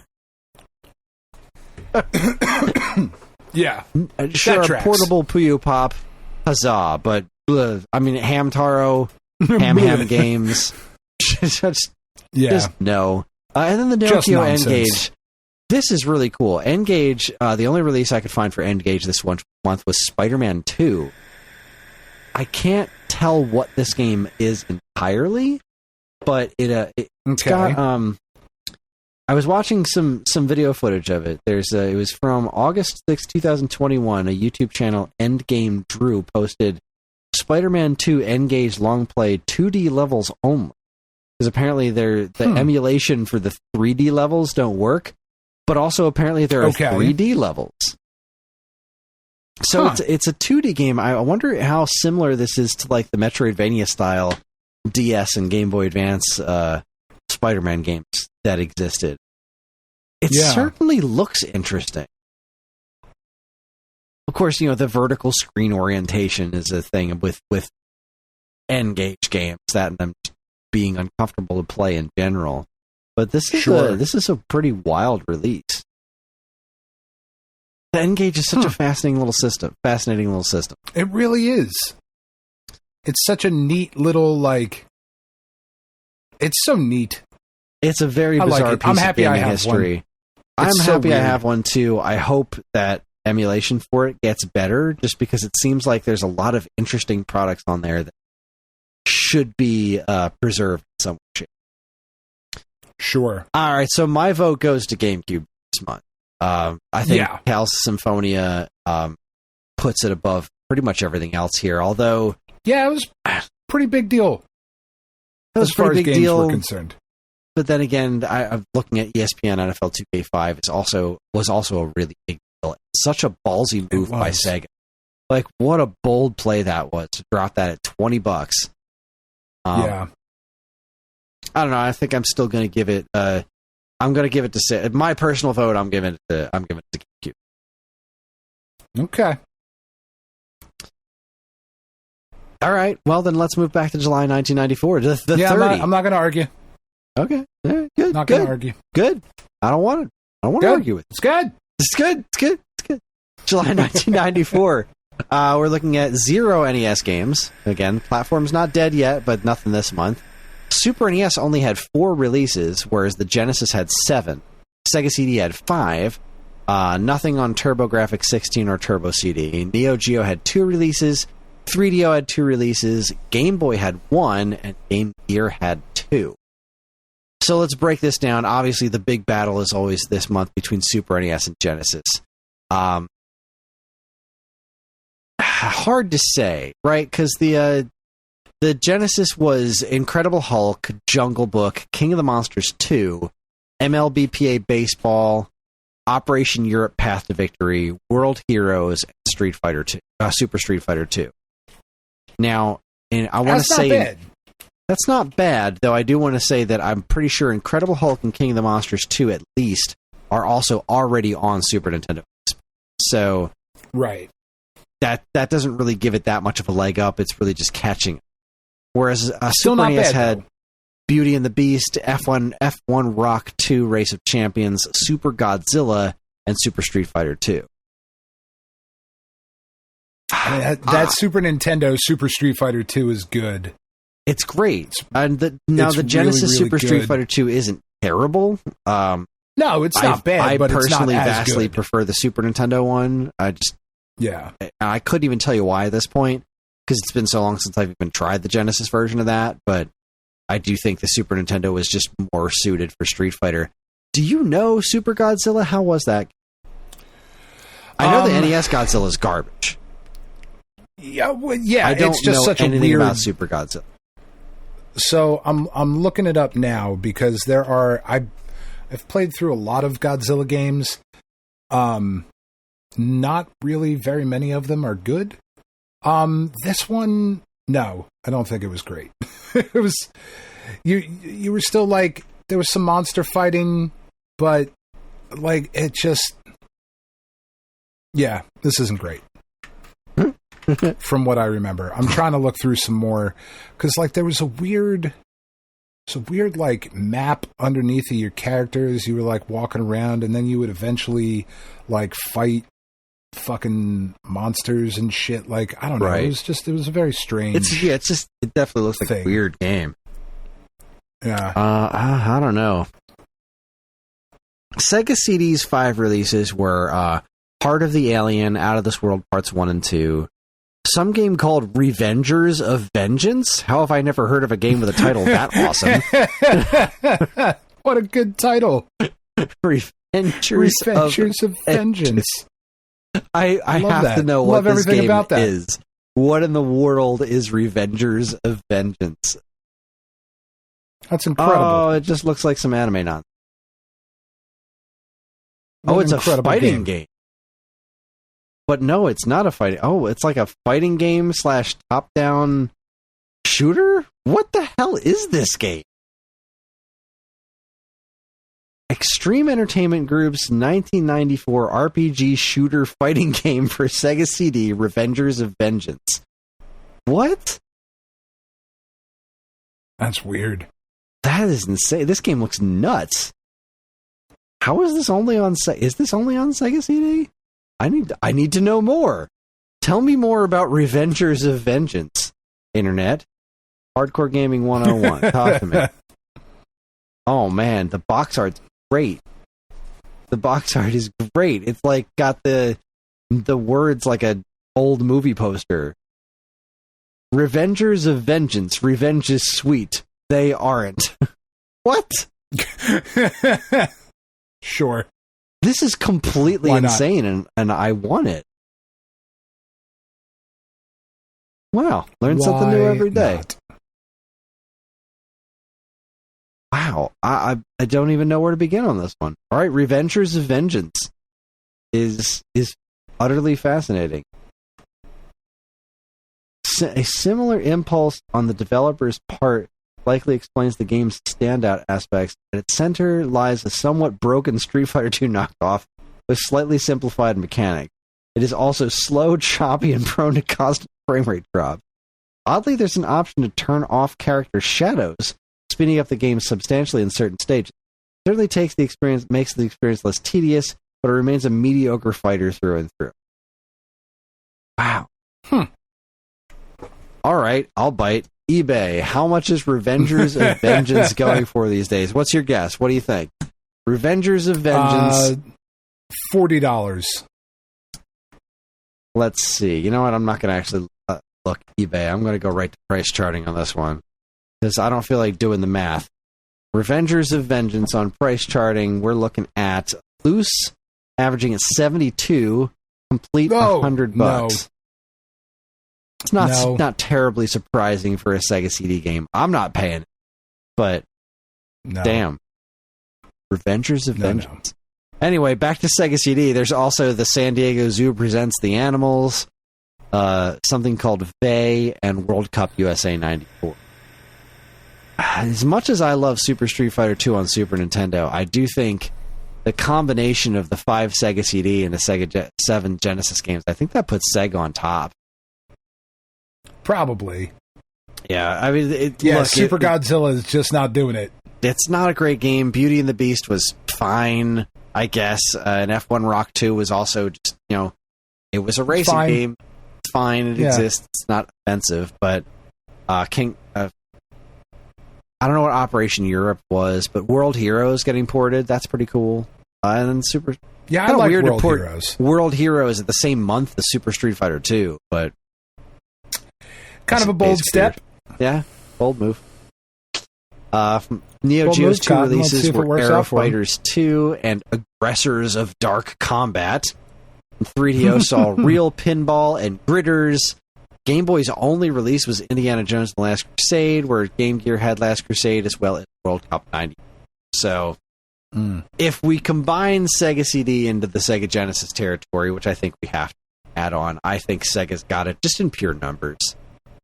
But my favorite game would have to Super Street 2. So I bought that. I played the crap out of that. I remember buying this game when it first came out for way too much money.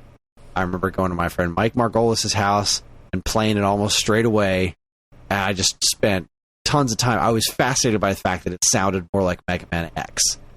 Like it had that updated Capcom sound font going. Yeah. It was wonderful. It's a good game. Yeah. Solid game.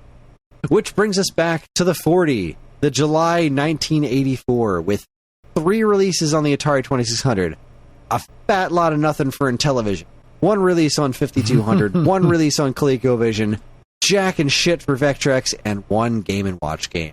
This is a pretty sad July 1984. The 3 Atari 2600 games are Beam Rider, Gremlins, and Star Wars the Arcade game. So... Ooh. That's great.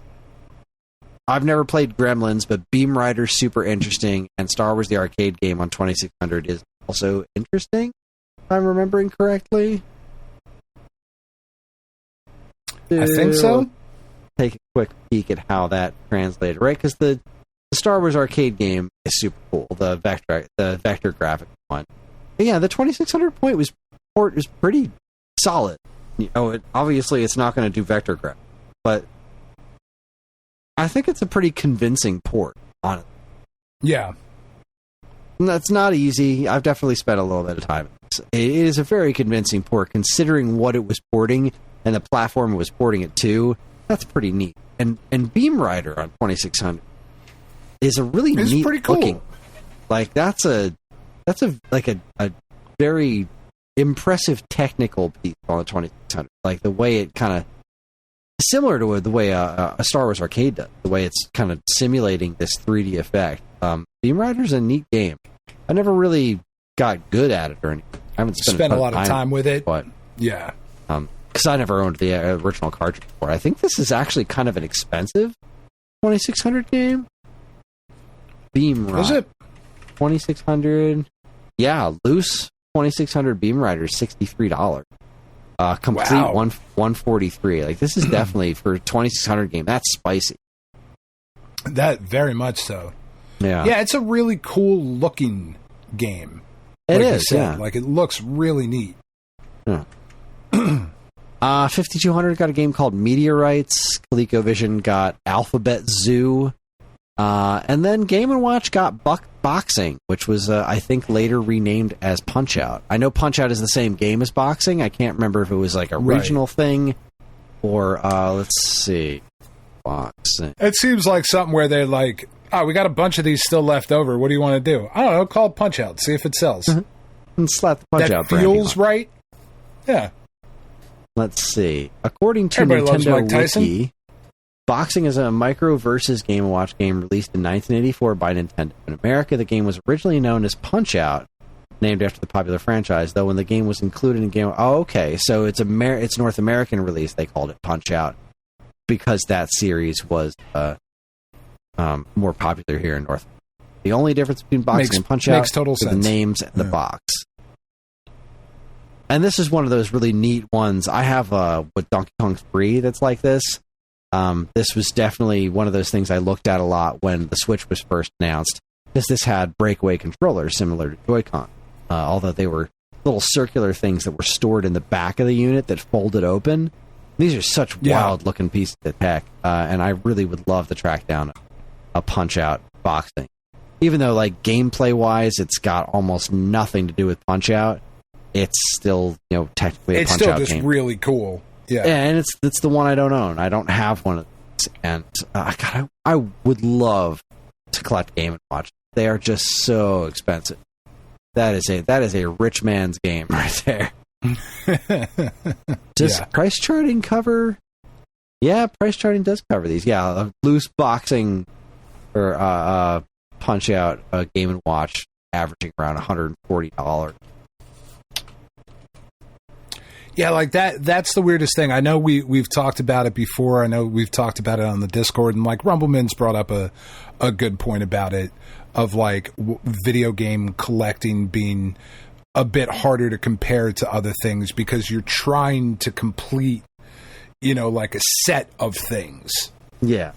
Or a lot of people are anyway. So you get these just wretched games that are worth crazy amounts of money because if I don't have it, then I don't have the set. Yeah. Right? And I get it. I do get that part of it. I still, like, it's one of the things why I never got just heavily into video game collecting.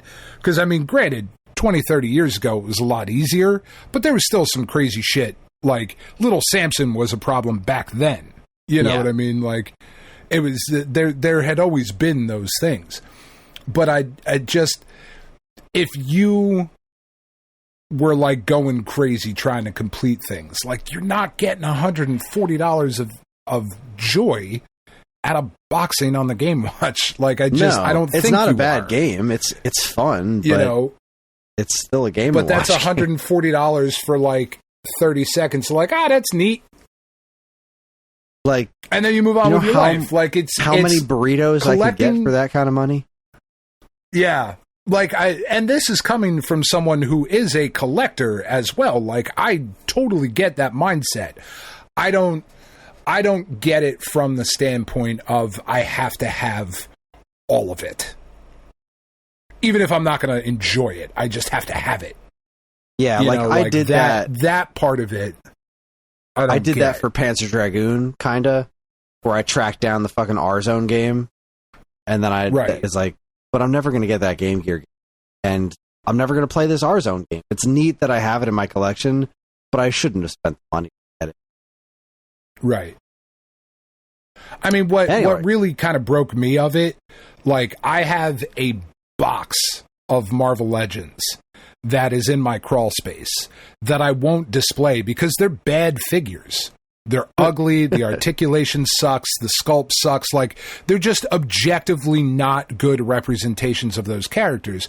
But I bought them because there was a time where it was a new Marvel Legend. I bought the wave. I bought all of it, and I look at so much of that in that box that if I threw it out, it wouldn't matter. It's been in a box for 20 years, and that's silly. What a waste of money and time and tracking shit down. Like, I got to go find the fucking Scarlet Witch from the original Toy Biz line. Like, no, I don't. It's like the ugliest fucking figure that Toy Biz made. It's horrendous. But I have it, and now because I have that one, I have a hard time buying the replacements that, like, Hasbro has put out a really nice Scarlet Witches, but I never bought any of them because I already have one, even though it is woof. Like, it's real bad. It's a weird collector thing. I don't really get it. Don't spend $140 on boxing for Game & Watch, I think is my message here. Yeah, I'm not there anymore. Yeah, right. If I had fuck you money, then sure. But I do not. Right. And if you have fuck you money, there are much more important things to do with your fuck you money than buy the fucking boxing on Game & Watch. You know, like True. Build a tiny house for a homeless person. You know, I'm just spitballing. Like, just imagine being Jeff Bezos, Kris. Imagine having the power to just stop poverty and homelessness or hunger and just be like, nah. I want to go to space. What a fucking asshole. What a fucking cunt. Jesus. Anyway, sorry, we're not going to go. We've done the Bezos thing before. It just, you know, that's crazy.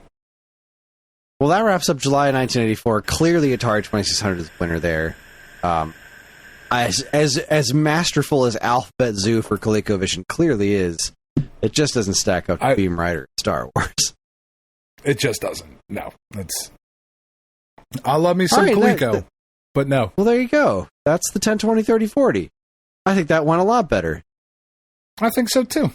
Yeah, rolled by quick. There wasn't a whole lot of us meandering. Good time.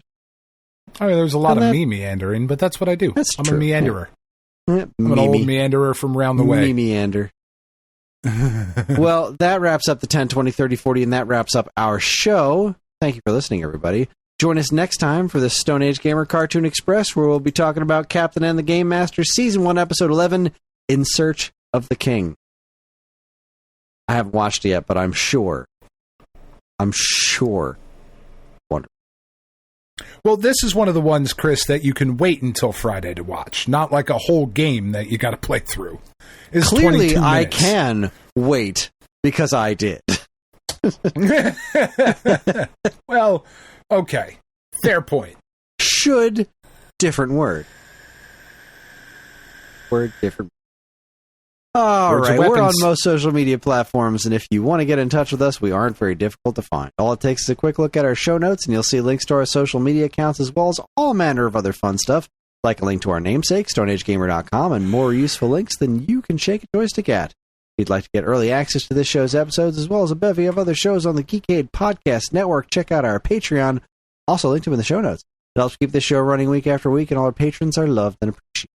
The show's theme song, Squared Roots, was written by Banjo Guy Ollie. You can learn all about his wonderful music and more by following the link to his YouTube channel, also in the show notes. And finally, as always, we'd like to thank our intrepid editor, Evan, for making the show listenable for all you folks. And we'd like to thank all you folks for listening in the first place. That is it. On behalf of Dan and myself, keep playing.